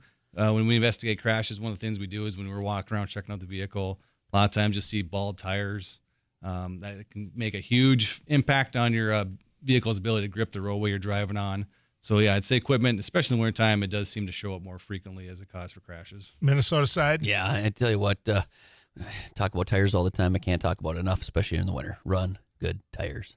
What about you guys, the fact that you look at something going down the road and half the bumper's knocked off, or you got duct tape here, duct tape there. I mean, what's the determining factor, Sergeant Graybull, that makes you say, you know what? No, I got to pull you over. Right. Well, I tell you what, you just look at that vehicle and there's things that get your attention. What's not working, whether it's headlights, taillights, busted out windshields. I mean, things like that will get your attention. I mean, and it's like, hey, we need to have a little conversation about this. Let's get this fixed. Let's get this repaired. You want to prioritize stuff that can impact somebody's ability to drive safely. So obstructed windshields, cracked out windshields, busted out taillights, stuff like that not only impact the driver, but impact other people's ability to see their car. Very important. And that came in as well. Can you ask you folks, cracked windshield for a semi? Do you get a ticket even if it's not your line of view? Well, for commercial semis, if it's a DOT-related inspection, those trucks, if they have intersecting cracks at any point, that is a windshield violation. And or if a crack is bigger than a quarter size, that can be listed as a violation on the DOT inspection. Right. That's a federal thing, so that's across state lines. So it's the same both ways. All right, let's get to the phone lines as soon as I hit the right button, and Abby will look at me like, why didn't you have it ready? And that's how I buy time. And so let's get to Jeff. Jeff, you're on with the troopers. Yeah, good morning, gentlemen. Morning. Say, I just got a comment. Last time you guys were on, I heard a complaint about. I've been a commercial driver for about 40 years, and I heard a complaint about people merging onto the interstate and us trucks not pulling over. And I just wanted to say, there's a lot of people out there that do not know how to merge. And for my 40 years of driving, that's probably my biggest pet peeve of all. Yeah, that's true. But there's actually some differences between North Dakota and Minnesota. North Dakota, if you're merging onto the interstate, you have to yield to the traffic already on there, and I believe it's different in Minnesota. No, Minnesota, we're the same. Minnesota's the same. Yep, okay. If you're on the interstate, you are in the main line of traffic, you do not have to merge. It's the traffic trying to get on from those on-ramps that need to yield to you. But, Jeff, can I ask you this? Is this about people not allowing people to zip? I call it zipper in, let that person get on, or what are you getting at here, Jeff? Well, I'm getting at, I guess, they have, if they sped up to highway speeds like you're supposed to on entrance ramps, that they'd have plenty of room to get on. Yeah. And what they're doing is they're slowing down. Yeah. I think he's right about that. Thank you, Jeff. Thanks for the call. I think he's spot on right about some of that. In North Dakota, used to have a yield sign to get on the interstate, which I think that's one of the reasons they took it off, was because of the fact that people would slow down going in. Right. Yeah, and you still have to yield to the traffic that's already established on the road. And that's something we look for when we're patrolling, is make sure people are not cutting people off and making sure that people have room to get in safely. Mm-hmm. Kim, you're on with the troopers. Go ahead, Kim. Yeah, a lot of that is just aggressive drivers. But one of the complaints I got, and I'm from Minnesota, is these speed trucks. First of all, they don't have to be licensed like everybody else out there, which is ridiculous because of the safety with the weights. But I don't think they should be able to turn on and off out of their drop areas on state or federal highways. I think they should have to drive at least a half mile of gravel, because that'll clean their tires off, keep that slippery mud off piles. Besides that, beat drivers, a lot of them, especially when you're driving at night, and this time of year there's a lot of night driving, they see cab lights and they think everybody's a beat. Well, buy all gas. I got a video of a guy that was hauling and pulled right out in front of one of the guys hauling jet fuel. The guy's going 65 miles an hour in a 65-mile-an-hour lane, and the truck pulled up right in front of him. It's unbelievable when you look at what that driver saw with these cameras. How he missed the guy, I have no idea. Okay. Sergeant Graybull? Well, I tell you what, I mean, traffic safety and everything comes down to everybody doing their part to share the roadways. And, traffic is best when it's, moving together at safe and consistent speeds, but that's not always the reality with sharing the roadways with larger vehicles, things that got, making those lane changes or pulling in and off highways, and whether it's farm equipment, that type of thing. It's, why it's so important for everybody. Just, I always say, good common sense and share that roadway. You just slow it down a little bit and pay attention. You'll probably be just fine. Sergeant Danke? Yeah, I mean, mud can be an issue with these beat haulers pulling out of fields and onto state roads. If you're ever in an area and you think the mud is a problem, just call us. Call DOT. We'll get something out there to help get that mud scraped off. We can bring a plow truck out and clean it right up. I think a guy can always find that example of where Kim's right. And so I'm not trying to argue with Kim, but I have to tell you, most of the people I know that farm and are doing this, they're really good about getting the mud off as best they can. As best they can. You see the bobcat out there, the skid steer out there trying to get after it to do what they can. It's just a crappy time of year. If you get a rain, it could be, was it two harvests ago where there was no moisture and it just, boom, we woke up and beet harvest was done. It was just absolutely done. And it was like, man, we don't get that often. Craig, you're on News and Views. Go ahead, Craig.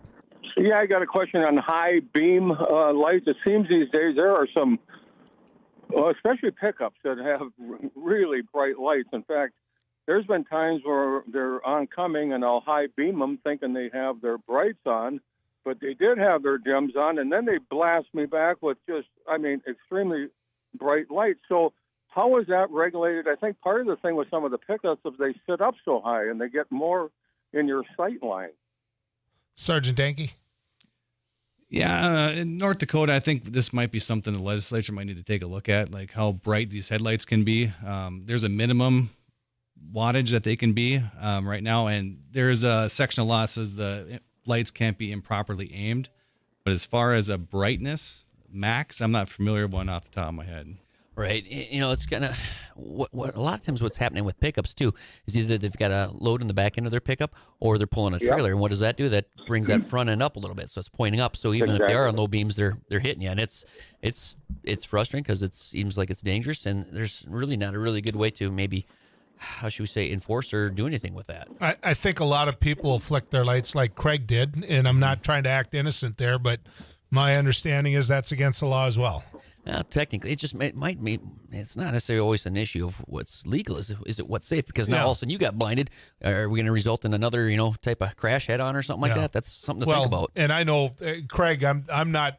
I've done it too. I mean, it's like they're bright. I can't see, and I've also been surprised too, which is why I think North Dakota does need to take a look at it. So great point, Craig. Appreciate the call. Let's get to Rich. Rich, you're on News and Views. Hey, Joel, thank you. I'd like to argue about them guys and their yield signs. Jamestown, North Dakota cannot be the only place where them trucks absolutely pull right out in front of you when they want to come on. And I've had numerous times every year there's a semi and the car is behind it, and another semi will pull right out in front of you and make you just about stop on the highway. And the guys coming out of the truck stop in Jamestown going west, nobody ever yields. They always pull right out in front of you, and you either got to have an accident or almost stop in the road to keep them from doing it. And I know that there are still yield signs on the entrance ramps up in Minot. So I'd like to ask them if they have something to say about that. Why would those be on that highway and none on 94? Sergeant Danke, you bet. Thanks, Rich. Well, speaking to local and different jurisdictions, each city can sign their streets however they want. He was talking about the truck stop in Jamestown. That's on a city street. That's not on the state or interstate highway system. The state and interstate highway system should be uniform across the state. If there is some signage problems and you're concerned about them, you can certainly call us, call your local city engineering or your city office, and we can work with them to help you address that. The guys that show up the worst on what he just described, though, is the ones that there's an on and off ramp, and then you've got a semi, and then they decide to pass the semi right by the on and off ramp, when all they had to do was wait a little bit and give that semi, if he needed it, room to get over into the passing lane. I mean, it's just basic common sense. Instead, they block him, and now he has nowhere to go. And then exactly what just got described. Do they teach that in driver's ed? Because to me, it's just 101 type driving. Yeah, no, they don't teach that. They should. I mean, they should. Don't pass under an overpass, Yeah, that, and you don't want to give way to the bigger vehicle. You're not going to win the battle against the semi if something bad happens. So treat it like it's got COVID. You want to just stay away from it. Yeah. Okay, since we're talking about using lights as a tool to inform and to maybe send a signal, is it legal when you're able to flick your lights so that the semi knows that he can safely pull in? Is that a legal thing to do, Sergeant Grable?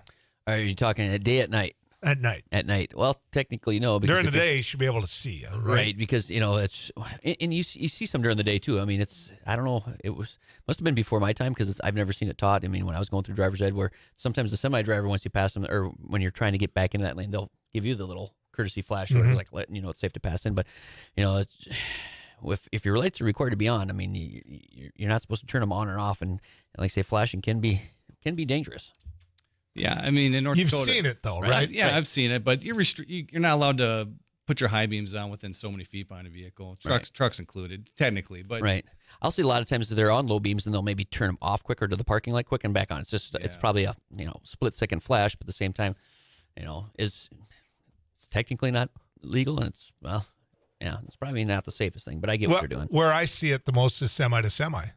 Where you'll see a semi sending a signal to another semi and that's very true. That's right.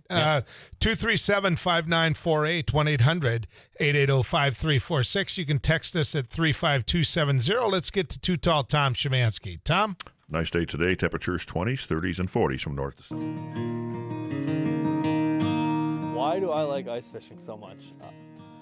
I don't know. To me, it's just something I enjoy and just a hobby that I've been into for quite a few years, and I'm not necessarily good at it, but I enjoy it. It's fun. It's good time to get out and hang out with all your buddies and just get away from reality for a little while. First time that I ever went ice fishing, I was like 6 or 7, and I actually fell through the ice.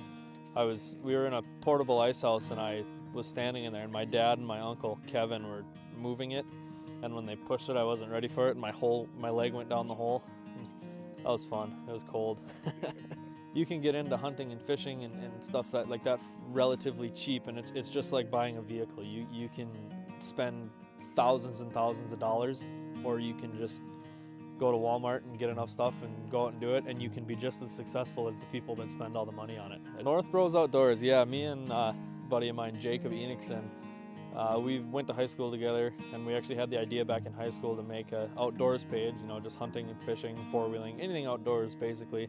A lot of it right now, it's really, really heavily based on ice fishing, and this fall it was heavily based on deer hunting and bow hunting and rifle season too. So yeah, just kind of an outdoors group, and we call ourselves North Bros Outdoors. We've got a Facebook, an Instagram, and a YouTube channel. There's plenty of brands out there that you can get into it. If you're questioning it and you want to do it, do it. You won't regret it. The outdoors is. It's.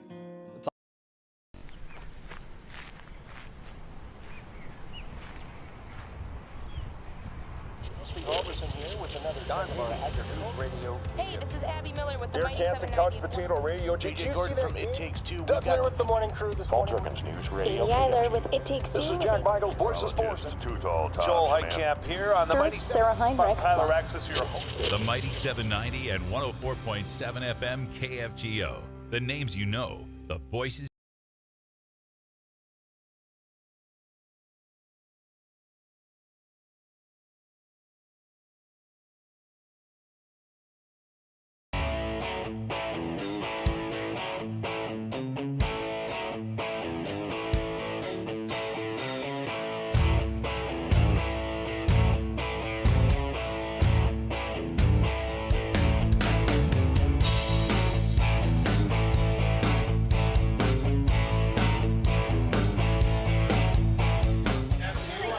Thank you. If the KFGO table could be a little quiet over here. Sorry. We're talk show. Grateful for this turnout. Good Lord, you guys showed up. Thank you. Give yourself a Thursday night at Bar 9. I want to thank Bar 9 for allowing us to come here, give a trigger away. Tip your waiters and waitresses, please. They are busting tail here. Standing room only, so thank you, thank you, thank you. So what's about to happen right now, you've all come and registered. Eric Johnson is diligently spinning this golden drum. And I do mean very diligently. And in a moment, I'm going to read a name, and that name needs to be present to win. And if your name's called, I want you to yell very loudly and then come get your tray. All right, you ready? Let's do it. For those of you that can't see, well, my hand is now going into the golden drum. I have pulled one name.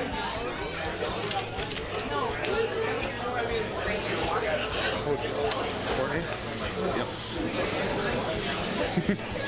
Courtney? Yeah, you can hear a pin drop. That's great. Courtney Lavonda? Courtney, get on up here.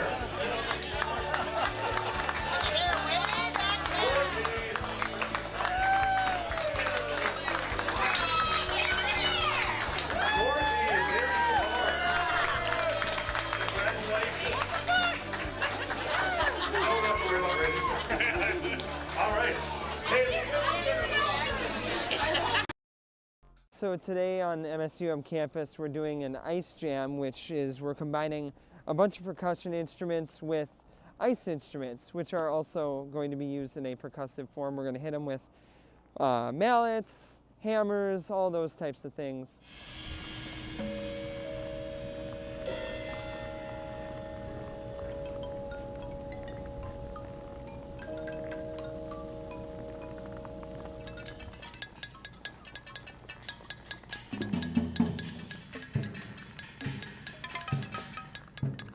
Today is all improv, so we're all just kind of working with ideas that we just kind of think of as we go, and we kind of play off each other, and it's fun to collaborate, but also have a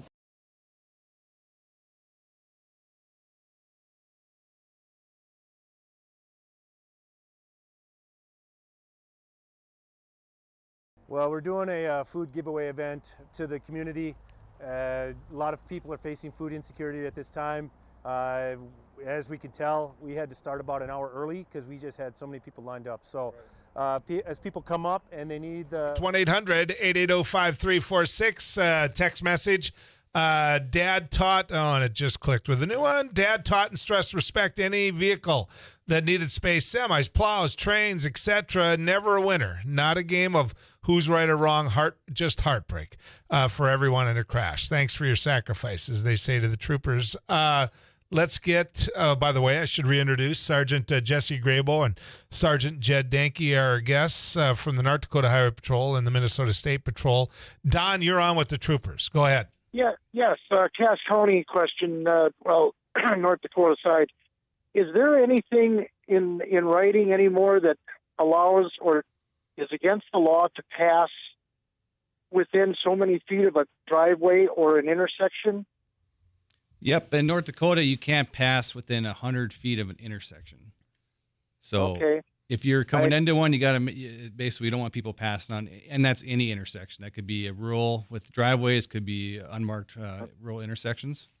Okay, that's what I wanted to know because I've been fighting with Cass County about putting double yellow lines, or at least a yellow line in a couple of spots on the Kindred Road, and they just refuse to do it. They don't think anybody pays attention. I just wanted to know if there's a legal reason that they don't, but they should. Okay. Thanks, Don. Appreciate it. Minnesota, you encourage the same thing, 100 feet? Yeah, just being aware of that. I mean, obviously passing zones, even though there might not be a no passing zone, is it still safe and smart to pass? Yeah. I'm going to get some of these text messages, but I always want to make sure that you both have a chance to say what you need to say going into the holidays. Sergeant Graybo? Yeah, here we are, holidays. We have extra patrols going on looking for impaired drivers. We hope to not find any because people are making smart choices. So if you're going to go out and celebrate this Christmas, be smart, have a sober ride. Sergeant Danke? Yeah, to piggyback off that, North Dakota, December 17th to the end of the month, New Year's Day, we're gonna have extra patrols out trying to look for impaired drivers. If you're gonna drive sober, if you're gonna drive impaired, expect to get pulled over. And also, just want to throw a shout out, thank you to the community. We did a toy drive on Saturday with Cass County Sheriff's Department. Huge turnout. We filled a 30-foot flatbed trailer. Over 1,000 gifts were donated for children in need for the community. So just thank you to everybody that came out. That's cool. That is way cool. Number of folks, this one's a long one, but basically they're talking about going up to an accident where, the lights are on, how you deal with that, as you see it off in a distance. Sergeant Danke. Just approach cautiously. If you see flashing red lights, it means stop or at least give way and slow down. Try not to stare. Pay attention to your surroundings because we have a lot of secondary crashes that happen from people trying to get the looky-loo in. Just try to get through the scene as safely and slowly as possible to keep the traffic moving. Yeah, exactly. Don't be that gawker. Focus on where we're trying to direct you and send you around the crash site. Somebody said highway engineers removed yield signs from on-ramps where there is an expectation to receive high enough speed to get on the road. Yield signs remain on on-ramps where the merging speed cannot be attained. That comes from a South Dakota area code number, but so it's out there. It's being talked about all over. You guys, I want to, there's a lot of people wanting me to say this. Thank you guys for what you do. You're going into the holiday season. Some of you are going to have to work, and you're going to have to work some crappy hours going into the holiday season. So thank you for that. It's not an easy job, Sergeant Graybo. It's not. It can be tough, and we do appreciate any and all support that we can get. Sergeant Danke, first time doing this. You'll end up doing it more. You know that, right? Oh, yeah. Yeah. Thanks, Captain Ewan. We'll be back with someone from Kentucky. Tragedy there.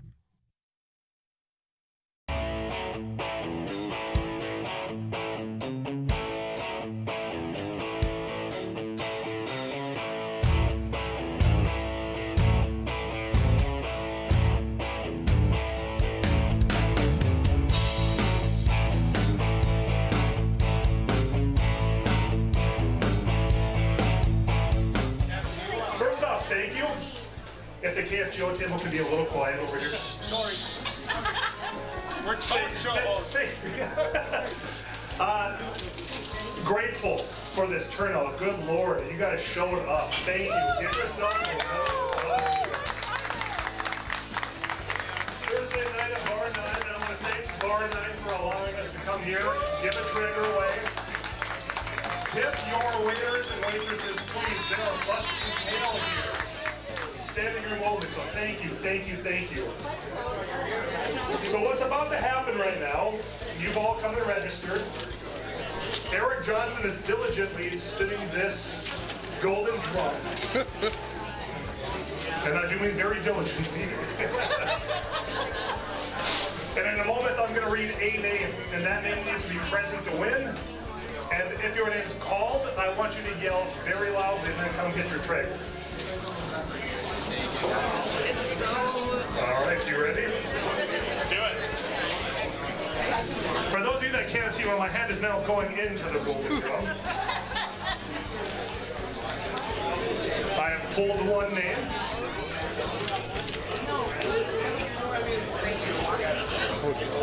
Courtney? Yep. Courtney? Yeah, you can hear a pin drop. That's great. Courtney Lavonda? Courtney, get on up here.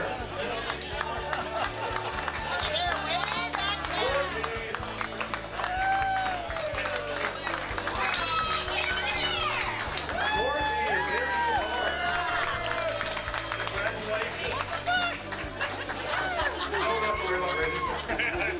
All right. Hey,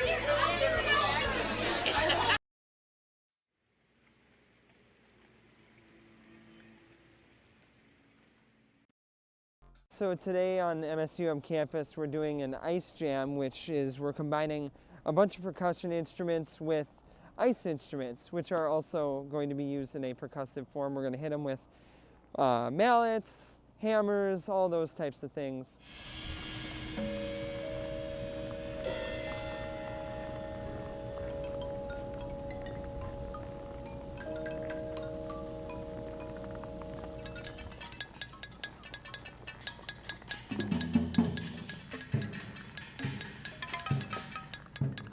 Today is all improv, so we're all just kind of working with ideas that kind of we just kind of think of as we go, and we kind of play off each other, and it's fun to collaborate, but also have a... Thanks. Good morning, 10 o'clock, sunny skies. We're up to 30 degrees. I'm Don Haney, News Radio KFGO. Agriculture and industry attending the Northern Hemp Summit today. It's underway at the Fargo Hilton Garden Inn, continuing through tomorrow. The summit's going to be featuring regional and national experts in hemp production, processing, marketing, and policy. Dave Replinger, who's the NDSU Extension Bioproducts and Bioenergy Economics Specialist, says interest and activity in that hemp continues in the Northern Plains 3 years after it was deregulated by the 2018 Farm Bill. Replinger said commercial hemp production is now legal in the U.S., although measures are still being taken by producers to make sure all the crops have low levels of THC. That's a component that produces a high in hemp's cousin, marijuana. But there's really no requirements. You do have to be permitted by the state before you can get your seed and plant the crop, or before you can accept harvested material and process. But it's nowhere near the idea where you might have to have fences and lights and barking dogs. In many respects, it's another crop. The Hemp Summit will provide those interested in hemp an opportunity to learn more about the crop, its uses, legal and financial considerations, as well as current hemp market conditions and state and federal policy. Amazon employees, current and former, are going to be telling their experiences this afternoon in the Twin Cities in light of a recent report that Amazon warehouse workers in Minnesota are over twice as likely to be injured on the job as those in other company warehouses. State Representative Emma Greenman. As we think about our obligation, I know that Minnesotans don't want to ask workers to sacrifice their bodies and health for, the convenience.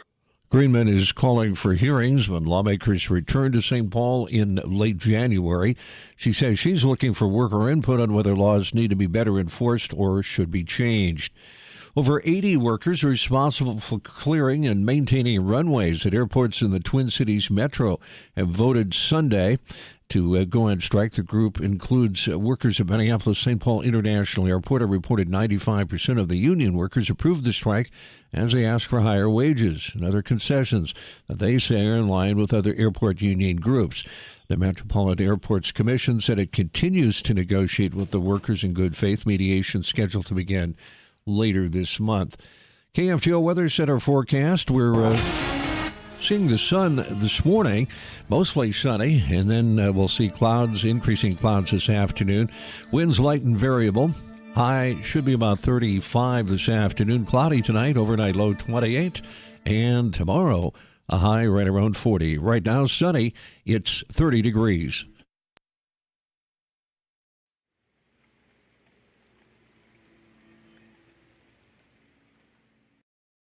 Well, we're doing a food giveaway event to the community. A lot of people are facing food insecurity at this time. As we can tell, we had to start about an hour early because we just had so many people lined up. So as people come up and they need whatever they need, volunteers are taking care of it. It's all contactless, so nobody has to get out. Right. And just making sure whatever the greatest need. We're just giving the greatest good. We're going until the food is out. As people are coming in, if they need 2 boxes and 2 gallons of milk, that's what we're giving. We don't want to leave anybody out. I was in the hospital, and I saw a flyer on the wall. And all the nurses were talking about taking people down there to get food and stuff. I got out last night, the hospital last night, and I said, man, I'm going to do this. When I came from Williston here, I lived on these streets for 3 years, caring. And that's what this is. That's the way I see it. Very helpful. I think it's going to be very helpful because I know people that are doing without. I think it's truly remarkable how much need there is out there. Like I said, we were going to start at noon, but we had so many people lined up. We started at 11, and volunteers have been working their tail off since then. I'm thankful for that. I think this shows that there is some huge needs in the community, and we got some things.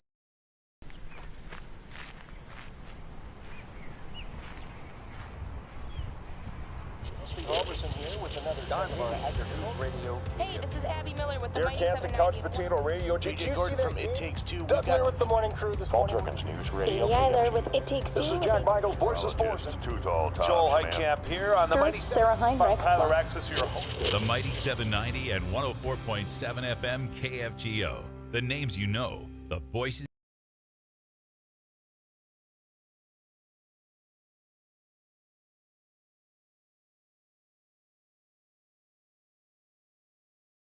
So today on MSUM campus, we're doing an ice jam, which is we're combining a bunch of percussion instruments with ice instruments, which are also going to be used in a percussive form. We're going to hit them with mallets, hammers, all those types of things.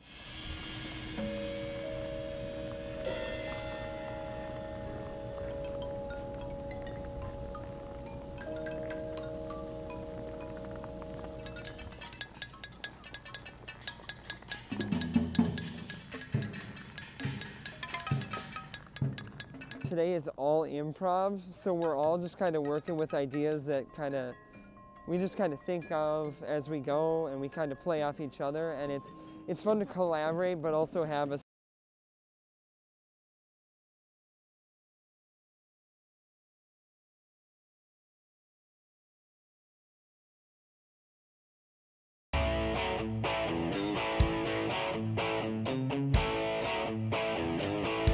Morning. Obviously, you've been following the news at all. You know about the tragedy that hit the southern part of this country. It isn't just Kentucky, but Kentucky took the worst punch out of all of it. I have somebody in my life that comes from the area, I should say, that all this damage and loss of life comes from, and that is Carolyn Gerger of Matador. So. But that isn't where she's from. Carolyn, good to have you on News and Views. Thanks, Joel. I wish it would be under different circumstances, Carolyn. But me too. Describe to people where you grew up, where you lived, and the proximity of where all this happened. Okay, most everybody's also heard about Dawson Springs. That is north of Hopkinsville, Kentucky, which is the county seat of Christian County. And my hometown of Pembroke, which was hit, is south of Hopkinsville. Okay. How much distance? Well, and you can see the devastation went for quite a while, but how much distance between all of this, Carolyn? Roughly, I think 100 miles, maybe 100 miles east of Mayfield. Okay. Distance-wise, boy. As far as from Dawson Springs, let's see, probably a 30, 40-minute drive. Okay, so right there is what you're getting at. So what are you hearing? Are you able to contact? That's the great thing about cell phones versus landlines in some of these cases, even though some of the towers probably are wiped out too. But what have you spoke to relatives, friends, Carolyn? I finally got a hold of my parents due to them having cordless phones. There was no power in the house. Pembroke was kind of spared. There was only one house that I read about that was lost. Otherwise, it was mostly just heavy tree limbs down, and of course, those went down on the power lines. Pennyroyal Rural Electric is just working around the clock trying to get power back to everybody. They cover about 9 counties, I believe. They cover a wide area, so it's not just Christian County that they're working at. So I don't know if any of our, like Dakota Valley or any of them are going to go down and try to help any of the areas or not. But it's been hard looking at the pictures of things. I've been in Mayfield before, and it's just hard to imagine that beautiful little town just gone. Yeah. The death toll in Kentucky alone is at least 80, and it's expected to exceed 100. There's a lot of talk about, going door to door to check things, but there are no doors. And so it isn't as though you can do that. It's what was there in talking to any of your friends, Carolyn, and any of the people that were there. What what did you hear about the advanced warning? Because following the news over the weekend, I think it would have been way worse had some of the systems not been in place that would have given them some level of, or at least some warning. You know what? People haven't really talked about that, but I know from certain news sources that I still pay attention to, there was warnings coming and going. The TV station out of Nashville, Tennessee is only 60 miles from my hometown of Pembroke. So that's where our news comes from, similar to us getting news out of Fargo here. They were talking about it days before about how this system was lining up, be prepared. So people knew that there was some bad weather coming in.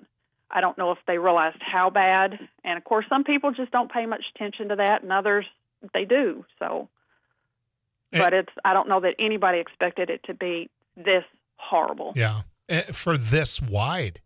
I mean, for that tornado to stay on the ground that long, that's not something any of us imagine. I mean, we all know the devastation a tornado can have, but certainly not that long, that wide. When they were talking about the candle factory in Mayfield that collapsed in the storm, those workers working, you got the holiday season. So it's a busy time for them. And there's 8 people dead at the candle factory and 8 others unaccounted for as of the stats that I'm reading right here. Are you hearing anything more, following it as closely as you are in relation to, any good news versus bad when it comes to some people that might have made it out of this, that weren't where they were, that they found that are okay, Carolyn? Not yet. I fully believe it's just one of these things that's just going to take some time because they've got to sift, like Mayfield, Dawson Springs, Princeton, Kentucky. Those areas were just flattened, more or less. It's just going to take time to sift through all the rubble and to find, be it family members that are missing or pets or whatever. It's not something that can be done overnight. Yeah, I'm gonna quote this article I'm looking at. It says Mayfield Consumer Products spokesperson. Now going back to the candle factory, we know for sure that more than 90 employees escaped with their lives on the night of the tornado. It'll be a miracle if anybody else is found alive in the rubble of the collapsed candle factory. There's at least 15 feet of metal with cars on top of it, barrels of corrosive chemical that are in there. But the governor said, they had an excellent emergency plan in place. But when it comes to devastation like this, Carolyn, I don't think it matters how good your emergency plan is. This is just total devastation. Yeah, and some of these small towns, they're not prepared for something like this. Compared to like the larger cities that they're more prepared or trained more, maybe. Yeah, they're talking about tornadoes reported in 8 different states, and that's just unbelievable. I want to make sure that we do this, Carolyn. Before we get to how people can help, and it's going to end up being financially, obviously. Is there anything that you want people to know, that you want to be able to tell them, Carolyn? People are tough down there, just like up here. But it's hard, when something like this happens. It's a major. It's psychologically. There's going to be people that are just going to have PTSD out of this. Those such as a family farm friend back home, his farm was hit really hard. He lost his shop, barns, etc., and he had 40 people show up to help him clean up. There was numerous people over the weekend that kept check on my parents. My parents are both 84, and age is really catching up with them. But I'm so thankful for all the people that have checked on them, including the neighbor. Pembroke's still a lot of it is without power. So it's, but my parents have gas heat and a gas stove, so they're still warm and cozy. They just have no lights or TV. I always think of things that people, where I live, there's 2 oak trees that matter a lot to me. There's these 2 oak trees that were there long before I ever got there, and they'll be there long after I'm gone. And when something like this comes through, those 2 oak trees, it doesn't matter how strong and sturdy they are. You know, you look at that and you look at things in people's lives, their homes that they would go back to. In your particular case, as you made your living here in the North, I know that you still go visit. You're a friend of mine. And I know you never forget where your family is or where they're from. And when you go see some of that area now, Carolyn, it's never going to look the way you remembered it. And no, to my me, little that could be so hard. Pembroke had big, beautiful, a lot of big, beautiful maple trees and all. Yeah, they're not going to be there now. Yeah. What are people telling you of how they can help? You know, when people want to know how to help, Carolyn. Actually, from what I understand right now, cleanup is the biggest thing to get these big trees cut up, moved. That was the main thing over the weekend. There was major headway made, but some of these trees you can't wrap your arms around them. They're that old and big. So it takes a while to do that. I don't know if anybody's looking to go down and help any of these areas. I would say contact the local. I know that I've seen where the Chamber of Commerce is helping direct people in the various counties, along with the emergency services and such. So other than donations that will help people rebuild. But right now, from what I'm seeing, it's manpower of just getting things cleaned up. Yeah.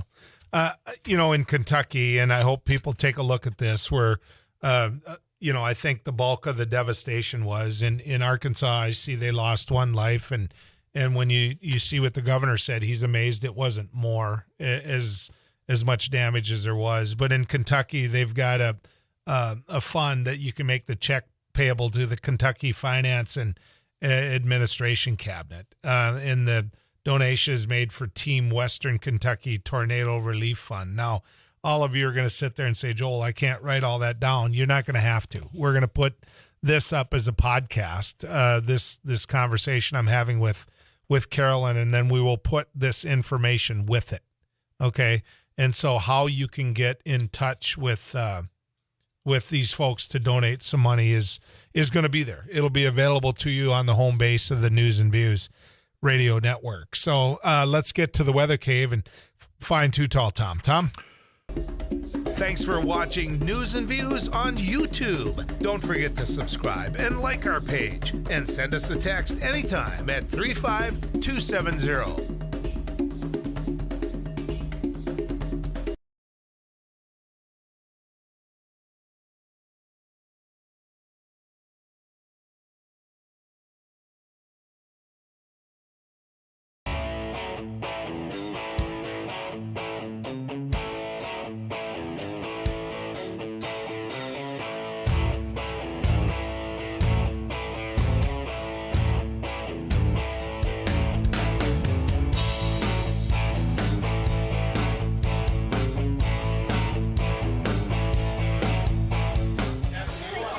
Thank you.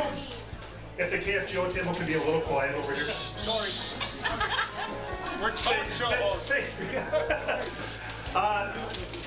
Grateful for this turnout. Good Lord, you guys showed up. Thank you. Give yourself a Thursday night at Bar 9. I want to thank Bar 9 for allowing us to come here, give a trigger away. Tip your waiters and waitresses, please. They are busting tail here.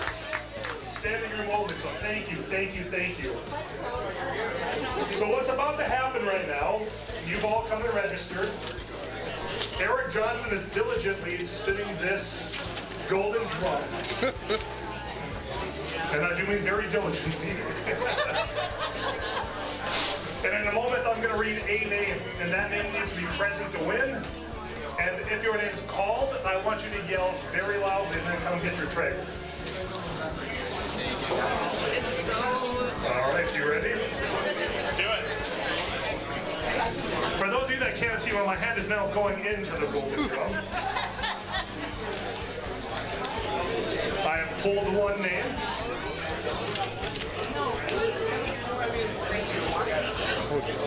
Courtney? Yep. Courtney? Yeah, you can hear a pin drop. That's great. Courtney Lavonda? Courtney, get on up here.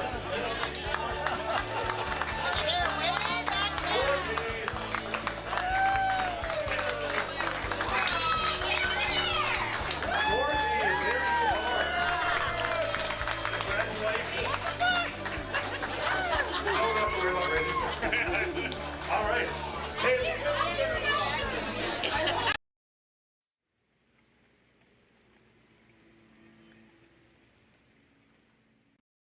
Well, we're doing a food giveaway event to the community. A lot of people are facing food insecurity at this time. As we can tell, we had to start about an hour early because we just had so many people lined up. So as people come up and they need whatever they need, volunteers are taking care of it. It's all contactless, so nobody has to get out.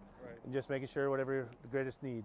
We're just giving the greatest good. We're going until the food is out. As people are coming in, if they need 2 boxes and 2 gallons of milk, that's what we're giving. You know, we don't want to leave anybody out. I was in the hospital, and I saw a flyer on the wall. You know, and all the nurses were talking about taking people down there to get food and stuff. I got out last night. Got out of the hospital last night, and I said, man, I'm going to do this. When I came from Williston here, I lived on these streets for 3 years, caring. And that's what this is. You know, that's the way I see it. Very helpful. I think it's going to be very helpful because I know people that are doing without. I think it's truly remarkable how much need there is out there. Like I said, we were going to start at noon, but we had so many people lined up. We started at 11, and volunteers have been working their tail off since then. I'm thankful for that. I think this shows that there is some huge needs in the community, and we got some things. So today on MSUM campus, we're doing an ice jam, which is we're combining a bunch of percussion instruments with ice instruments, which are also going to be used in a percussive form. We're going to hit them with mallets, hammers, all those types of things.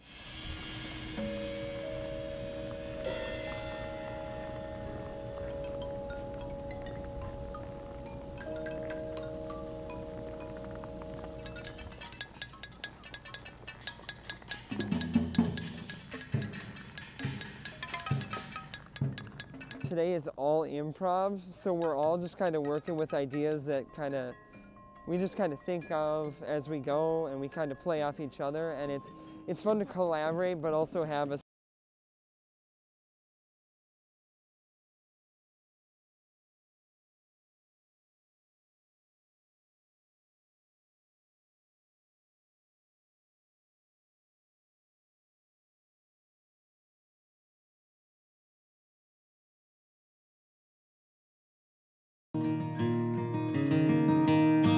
Why do I like ice fishing so much?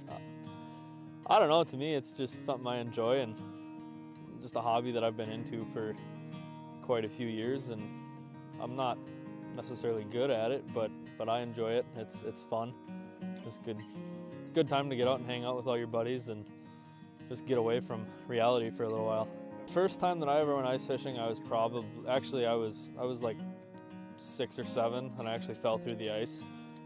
We were in a portable ice house, and I was standing in there, and my dad and my uncle Kevin were moving it, and when they pushed it, I wasn't ready for it, and my leg went down the hole. That was fun. It was cold.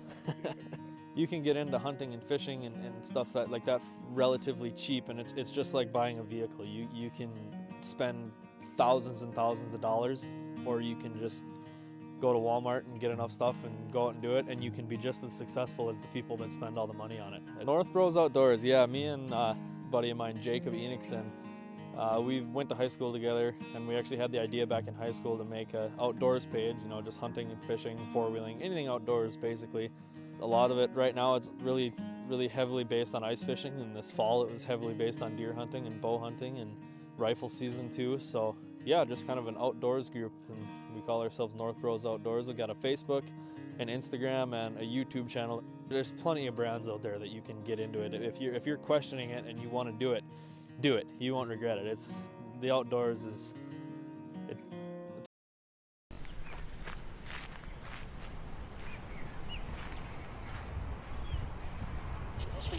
Here with another News Radio. Hey, this is Abby Miller with the Derek Mighty Hansen, 790. Couch Potato Radio. Did you see from It Takes Two? Doug Miller with the morning crew this morning. News Radio. Amy Eiler with It Takes Two. This is Jack Michaels, Voices Forces. Too tall, Joel Heitkamp here on the Mighty Sarah Heinrich. Tyler Access, your home. The Mighty 790 and 104.7 FM KFGO. The names you know, the voices.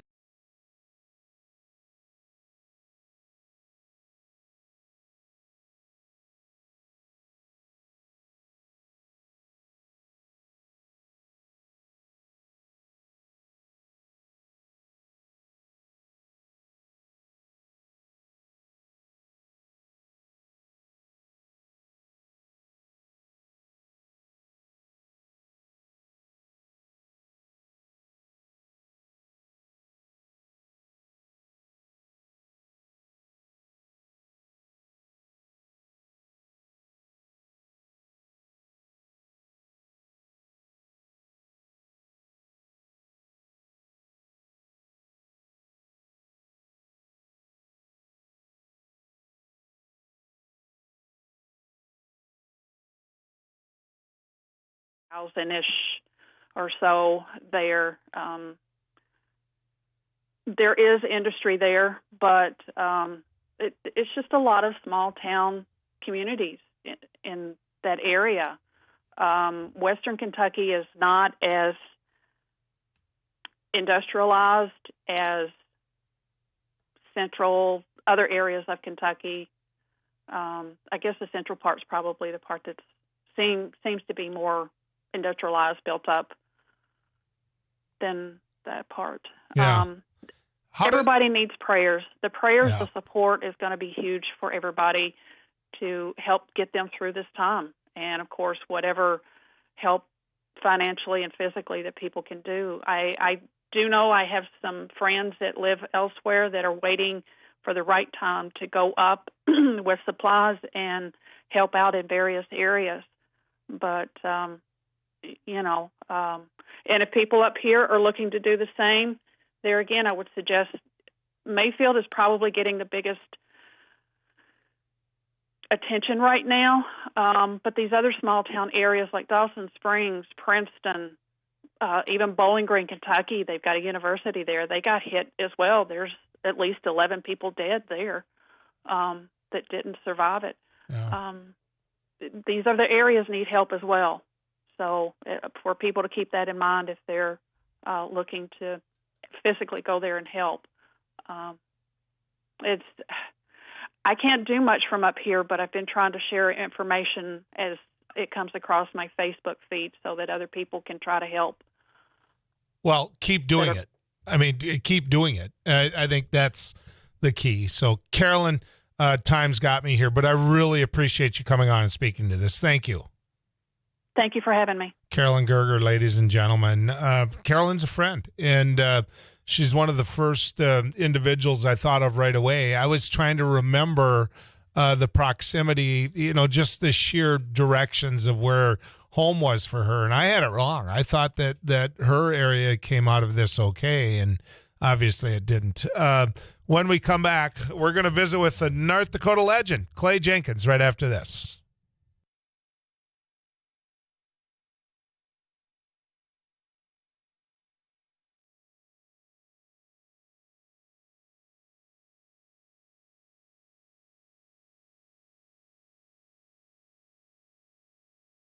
Well, we're doing a food giveaway event to the community. A lot of people are facing food insecurity at this time. As we can tell, we had to start about an hour early because we just had so many people lined up. So as people come up and they need whatever they need, volunteers are taking care of it. It's all contactless, so nobody has to get out, and just making sure whatever the greatest need. We're just getting the greatest good. We're going until the food is out. is people are coming in. If they need 2 boxes and 2 gallons of milk, that's what we're giving. We don't want to leave anybody out. I was in the hospital, and I saw a flyer on the wall. And all the nurses were talking about taking people down there to get food and stuff. I got out last night. Got out of the hospital last night, and I said, man, I'm going to do this. When I came from Williston here, I lived on these streets for 3 years, caring. And that's what this is. That's the way I see it. Very helpful. I think it's going to be very helpful because I know people that are doing without. I think it's truly remarkable how much need there is out there. 30, currently 30 degrees and sunny in Fargo-Moorhead. I'm Madison Quinn, News Radio, KFGO. A Wadena man is in jail facing charges after crashing his vehicle and fleeing Grand Forks police last night. Police said the SUV driven by Kyle Taggart of Wadena lost control, ran up a snowbank, hit a guide wire, fence, landed on the passenger side. Taggart and his passenger then ran from the scene but were tracked down nearby.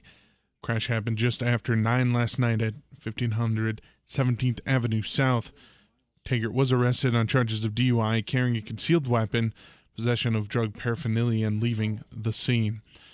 A billboard in central Minnesota is aimed at generating new leads in a 40-year-old cold case murder. Tri-County Crime Stoppers paid for the billboard near Highway 55 and 15 in Stearns County, asking for information on the murder of Myrtle Cole in Fairhaven on December 12, 1981. The billboard reads, "Who killed Myrtle Cole? Someone knows." It also advertises a reward of up to $1,000 for information. Fairhaven is 18 miles south of St. Cloud. Over 80 workers responsible for clearing and maintaining runways and airports in the Twin Cities Metro voted to strike on Sunday. Reporter Al Schock. Officials with Teamsters Local 320 say they aren't getting equal pay compared to workers from other union groups. Political analyst Blois Olson says after this past weekend, the union has some clear leverage. I would expect that the airport would find a way to get this done. They have several labor agreements with several groups at the Airports Commission. So this is probably just a flare thrown out there. The earliest those snowplow workers could go on strike at local airports is January the 20th. Mediation is scheduled to begin December 28th. An influential independent at the Minnesota legislature, Senator Tim Bach from Cook, is joining Republicans to push for eliminating state income tax on Social Security benefits regardless of income. Bach contends that with a $7.7 billion budget surplus, there's plenty of money to do it. These middle-income taxpayers that are making this decision to leave, they have a lot to contribute to our state. And if they're going to leave, let's not make it over taxes. Let's make it over the weather. Democrats say low-income and many middle-income Minnesotans already pay no state income tax on Social Security benefits, and what Bach and Republicans propose would mainly benefit the wealthy. KFGO Weather Center forecast today, we'll see mostly sunny skies this morning, then could increase in more clouds, high of 35. Tonight, overnight low of 28, mostly cloudy. Tomorrow, high of 40, partly sunny and breezy. I'm Madison Quinn, News Radio, KFGO.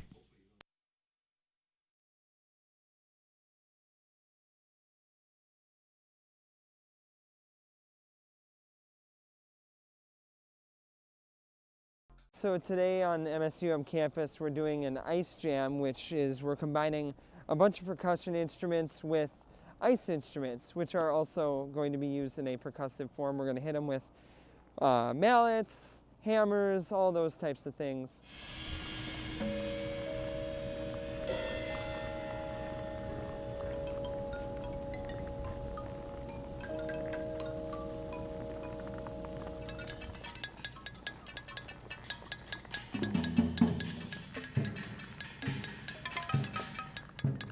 Today is all improv, so we're all just kind of working with ideas that we just kind of think of as we go, and we kind of play off each other, and it's fun to collaborate, but also have a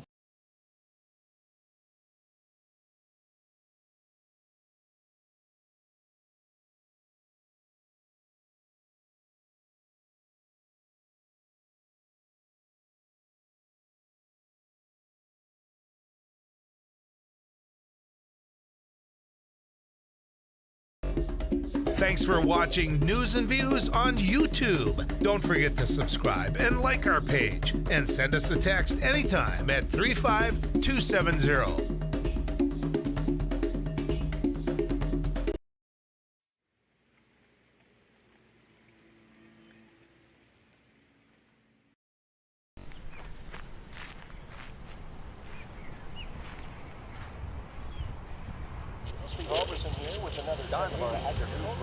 Hey, this is Abby Miller with the Dear Mighty Kansas 790. Couch Potato. Titled The Language of Cottonwoods, essay on the future of North Dakota. It got our attention, and I wanted to get a chance to visit with him. Clay, good to have you back on News and Views. Joel, it's great to be with you. I'm a big admirer of your work and, of course, your sister and your family, but also I know that you also have this side gig with Beck Communications. I want to say you're the lone voice of sanity on that. Thank you. I appreciate it. Literally. Have you ever watched the others? You're trying to get me fired. I know that my partner in working with it, Amy Eiler, who helps me out with it, and we dabble in it. I know that she has been tremendous in terms of putting some people on there that give a perspective. So yeah, it's a different type of medium though, Clay. You've worked in so many different mediums. I'm glad you're there. That's all I can say. I like Rick Becker's work. He's a very intelligent guy, and even when you disagree with somebody, good sense, intelligence, good argumentation, articulation, those are all good things. We've all worked in those zones, but I guess that sort of leads to one of the questions, Joel, that we all are thinking of. And why is this state, our North Dakota, filled with such decent, hardworking, tax-paying, law-abiding, good people? You know these people. You live among them, as I do. And yet they've been hypnotized by kind of the red grievance rhetoric. And I know we're better than this. I just know we're better than this. And I know you know we are too. Yeah. Both you and I grew up in an era of Milton Young and Quentin Burdick, two people whose politics were completely different, but yet they were elected by the very same people. And I don't think we'll ever, in my lifetime anyway, see that again, or at least I worry about that, Clay. Yeah, Mark Andrews and George Sinner, and Art Link and Bill Guy. Bill Guy is a perfect example because he was falsy Democratic conservative. He wasn't a wild-eyed liberal. He wouldn't have been able to get along with Nancy Pelosi very well. He wanted to build this state so that we were no longer a backwater in America and that we would sort of join the mainstream using the interstate highways and mine-mouth coal generation plants and sugar processing plants. He revived the State Bank of North Dakota. That's what I thought North Dakota was. Yeah. And when it becomes this sort of virulent, Sean Hannity, Tucker Carlson, Trump-loving, Democrat-hating kind of place, I don't think that's the real North Dakota, and I don't think you think it is. Well, and just one thing on Bill Guy that I'd love being able to get a chance to share. Bill Guy, at the very end of his life, was living at Riverwood, the old convent. They had built this senior housing there in South Fargo, and he called me to come over there because of this job. He wanted to talk to me, and we sat down, and he talked about garrison diversion and completing garrison diversion, and about how it needed to be done with a pipeline, and how this was his life's work. And it went on, Clay, for probably about 4 to 5 hours, and I never got bored once. I could have sat there for another hour or so. He just brilliant man, just a brilliant man. You could have been there for 4 or 5 days. That was his pet project, and he showed me some of the letters that he wrote to Byron Dorgan and Ken Conrad and other members of Congress pushing for that. And he's probably going to get a version of what he had in mind here, which sort of raises the question. So in my book, does not attack Imperial Cast or Fargo. I say that Fargo is the most vibrant, creative, interesting, intellectually alive, entrepreneurial place in North Dakota. That's good news and bad news. It's good news because it's going to become a kind of a Midwestern city-state, and it's reached this kind of marvelous takeoff point. It's sort of bad news in a certain way, Joel, because it's draining the countryside, the rural people in North Dakota who grew up in places like Hankinson or Mott or Crosby are moving to Minot, to Bismarck, to Fargo, to Grand Forks, and especially to Fargo, because that's where the action is. And you know what that means for rural North Dakota, the continuing drain of creativity and the draining of young people. And some of these towns are reaching the point of collapse. There's probably nothing to be done about it, but it's an interesting phenomenon of our time. Clay, if you were sitting down, having a cup of coffee with individuals, where you talked about how polarized these states are, and this has been presented to me, and I don't have a really good answer for it, and so I'm curious what your answer would be to it, which is, Joel, we've gained 100,000 plus people in North Dakota, and you keep saying that we're not a welcoming state. What's your answer to that, Clay? Well, there is some xenophobia here, fear of strangers, fear of people of color, fear of something new and unprecedented. We were pretty complacent about who we were, but we were also stuck. And so this new blood is sometimes a little bit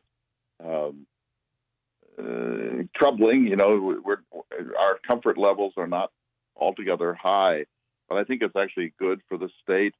I think, unfortunately, that when the oil is gone, many of these people will leave.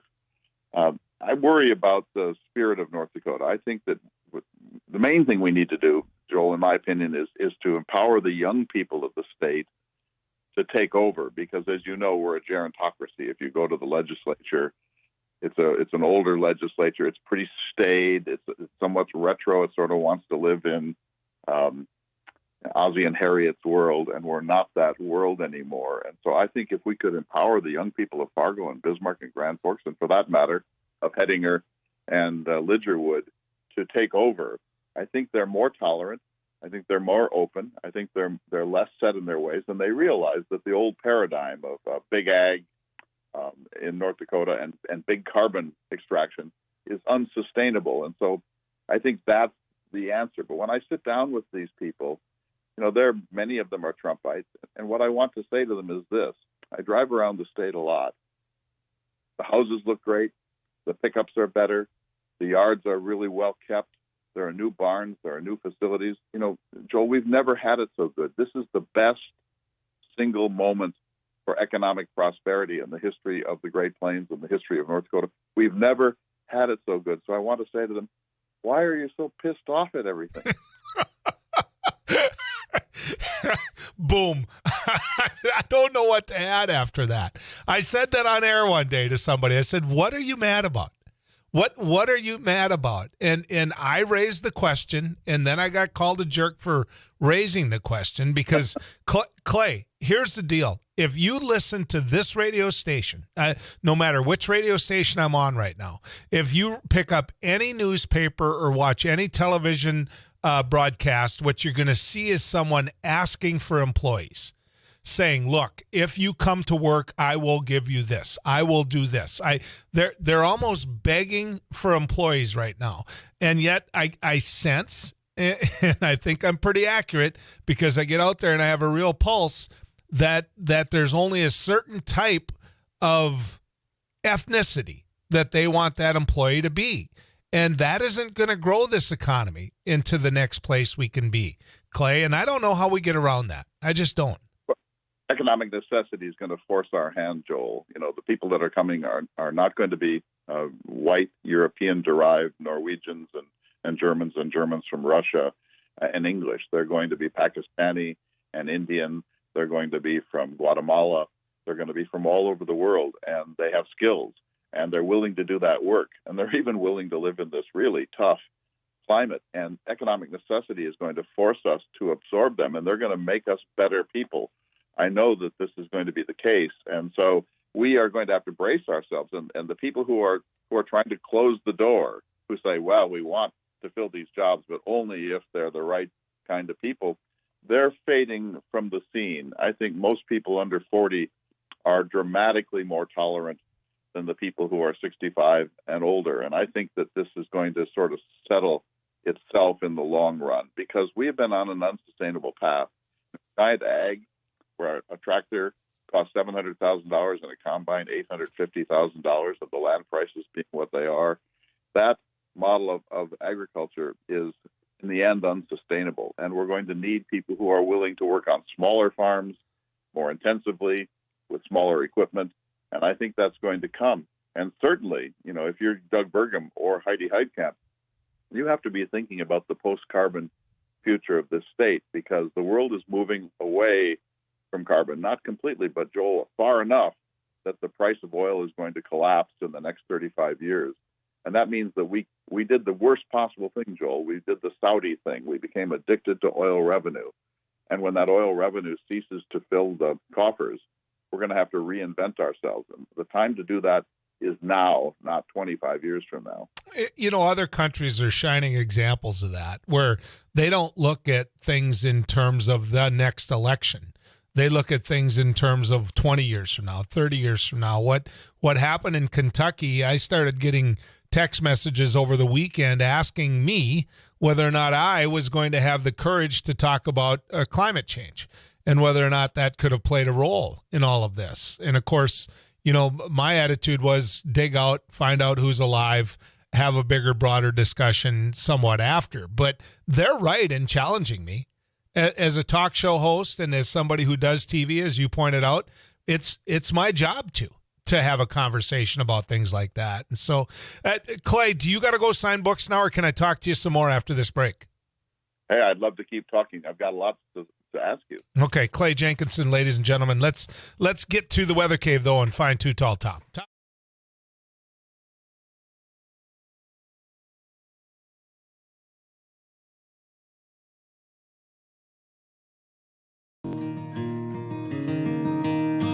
Why do I like ice fishing so much? I don't know. To me, it's just something I enjoy and just a hobby that I've been into for quite a few years. And I'm not necessarily good at it, but I enjoy it. It's fun. It's good time to get out and hang out with all your buddies and just get away from reality for a little while. First time that I ever went ice fishing, I was like 6 or 7, and I actually fell through the ice. We were in a portable ice house, and I was standing in there, and my dad and my uncle Kevin were moving it, and when they pushed it, I wasn't ready for it, and my leg went down the hole. That was fun. It was cold. You can get into hunting and fishing and stuff like that relatively cheap, and it's just like buying a vehicle. You can spend thousands and thousands of dollars, or you can just go to Walmart and get enough stuff and go out and do it, and you can be just as successful as the people that spend all the money on it. North Bros Outdoors, yeah, me and a buddy of mine, Jacob Enixon, we went to high school together, and we actually had the idea back in high school to make an outdoors page, just hunting and fishing, four-wheeling, anything outdoors basically. A lot of it right now, it's really, really heavily based on ice fishing, and this fall it was heavily based on deer hunting and bow hunting and rifle season too. So yeah, just kind of an outdoors group, and we call ourselves North Bros Outdoors. We've got a Facebook, an Instagram, and a YouTube channel. There's plenty of brands out there that you can get into it. If you're questioning it and you want to do it, do it. You won't regret it. The outdoors is. So today on MSUM campus, we're doing an ice jam, which is we're combining a bunch of percussion instruments with ice instruments, which are also going to be used in a percussive form. We're going to hit them with mallets, hammers, all those types of things.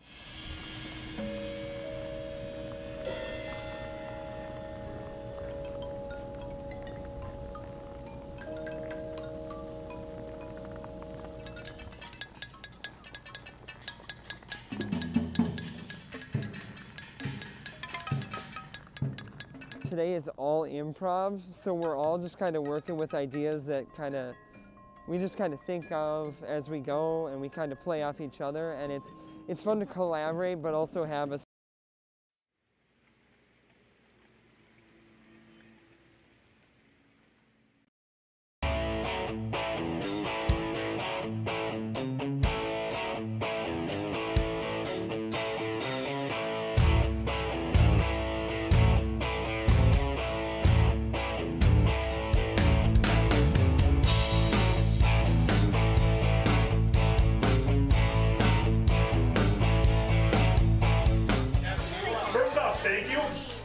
If the KFGO table can be a little quiet over here. Sorry. We're kidding. Show host.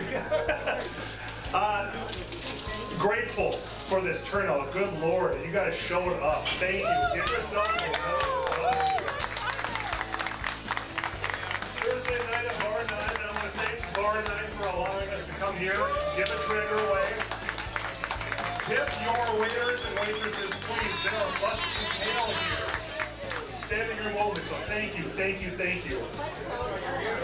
So what's about to happen right now, you've all come and registered. Eric Johnson is diligently spinning this golden drum. And I do mean very diligently. And in a moment, I'm going to read a name, and that name needs to be present to win. And if your name's called, I want you to yell very loudly and then come get your tray.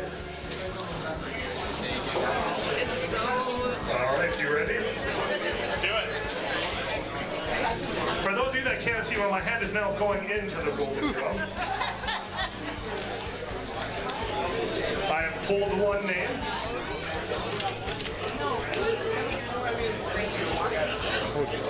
Courtney? Yep. Courtney? Yeah, you can hear a pin drop. That's great. Courtney Lavonda? Courtney, get on up here. Courtney, there you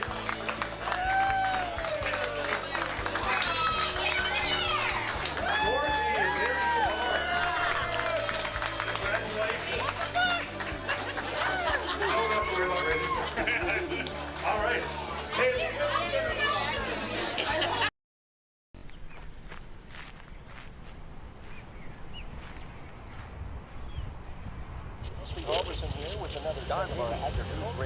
Hey, this is Abby Miller with the Derek Mighty Hansen, 790. Couch Potato Radio. JJ Gordon from It Takes Two. Doug Miller with the morning crew this morning. Jerkins News Radio. Katie Eiler with It Takes Two. This is Jack Michaels, Voices Forces. Too tall, Tom. Joel Heitkamp here on the Mighty Sarah Heinrich. Tyler Axis, your host. The Mighty 790 and 104.7 FM KFGO. The names you know, the voices.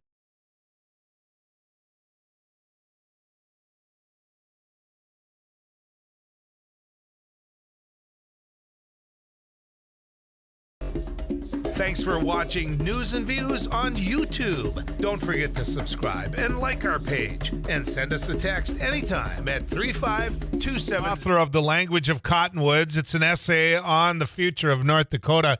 Clay, we got to get the mechanics out of the way here, which I should have let you do sooner. But this book, you are going to be signing some copies downtown Fargo, the way it sounds.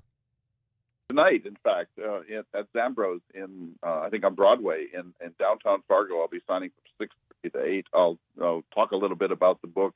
You know, it's actually much more entertaining than the conversation we're having. We're talking about the serious issues in North Dakota. There's a lot of humor in it.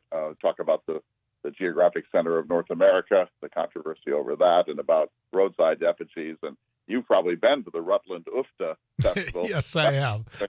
Who has not loved being at the? Did you participate in the wife carrying contest? That's the question. I watched from afar. Yeah. I participated in the Lefse contest. I just about everything else. Rutland was in my district. You got to remember. So you had no choice. But so I don't regard that as one of the bona fide world's largest because they ate the hamburger. They should not. But that aside, tonight is 6:30 to 8. And let me say this, Joel, you have an advantage over me. Not only do you have this great statewide forum, but, you can pass as a good old boy. You hunt, you have a pickup, you drink beer on the back, of it.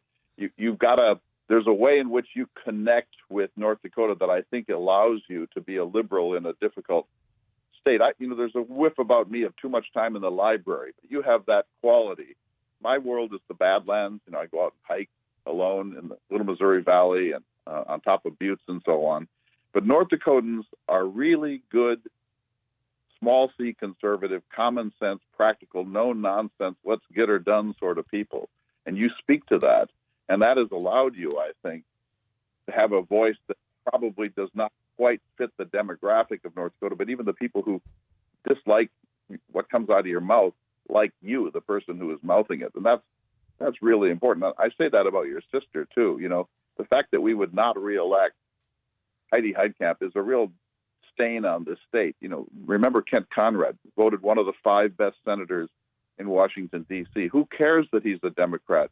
He was a man of administrative mastery, or Bill Guy. And Heidi Heitkamp had that quality, too, that she did good work. She was spot on. She did her homework. She held the hearings. She made the field trips.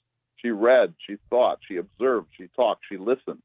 That's what you want, and it doesn't ultimately matter whether there's an R or a D behind their name. You want them to do good things for the state.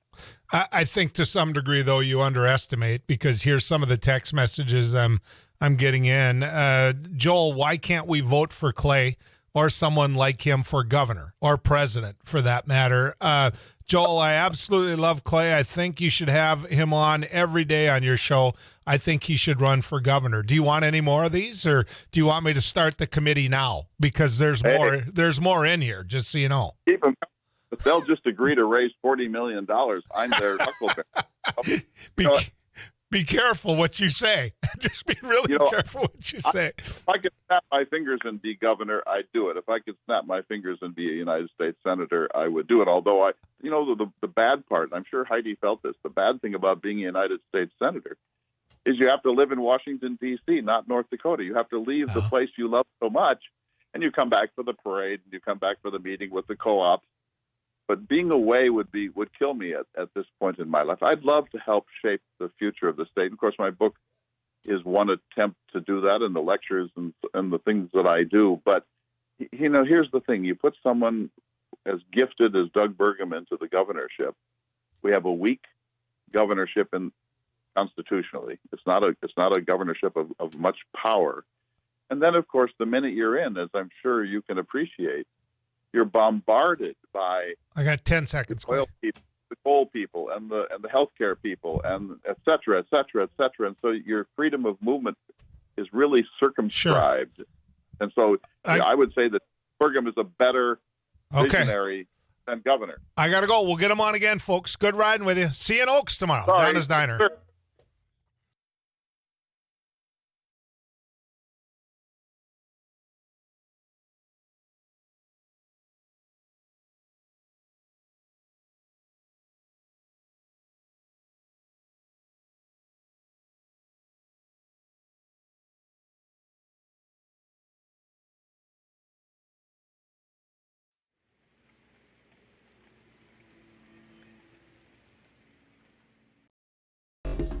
Thanks for watching News and Views on YouTube. Don't forget to subscribe and like our page, and send us a text anytime at 35270.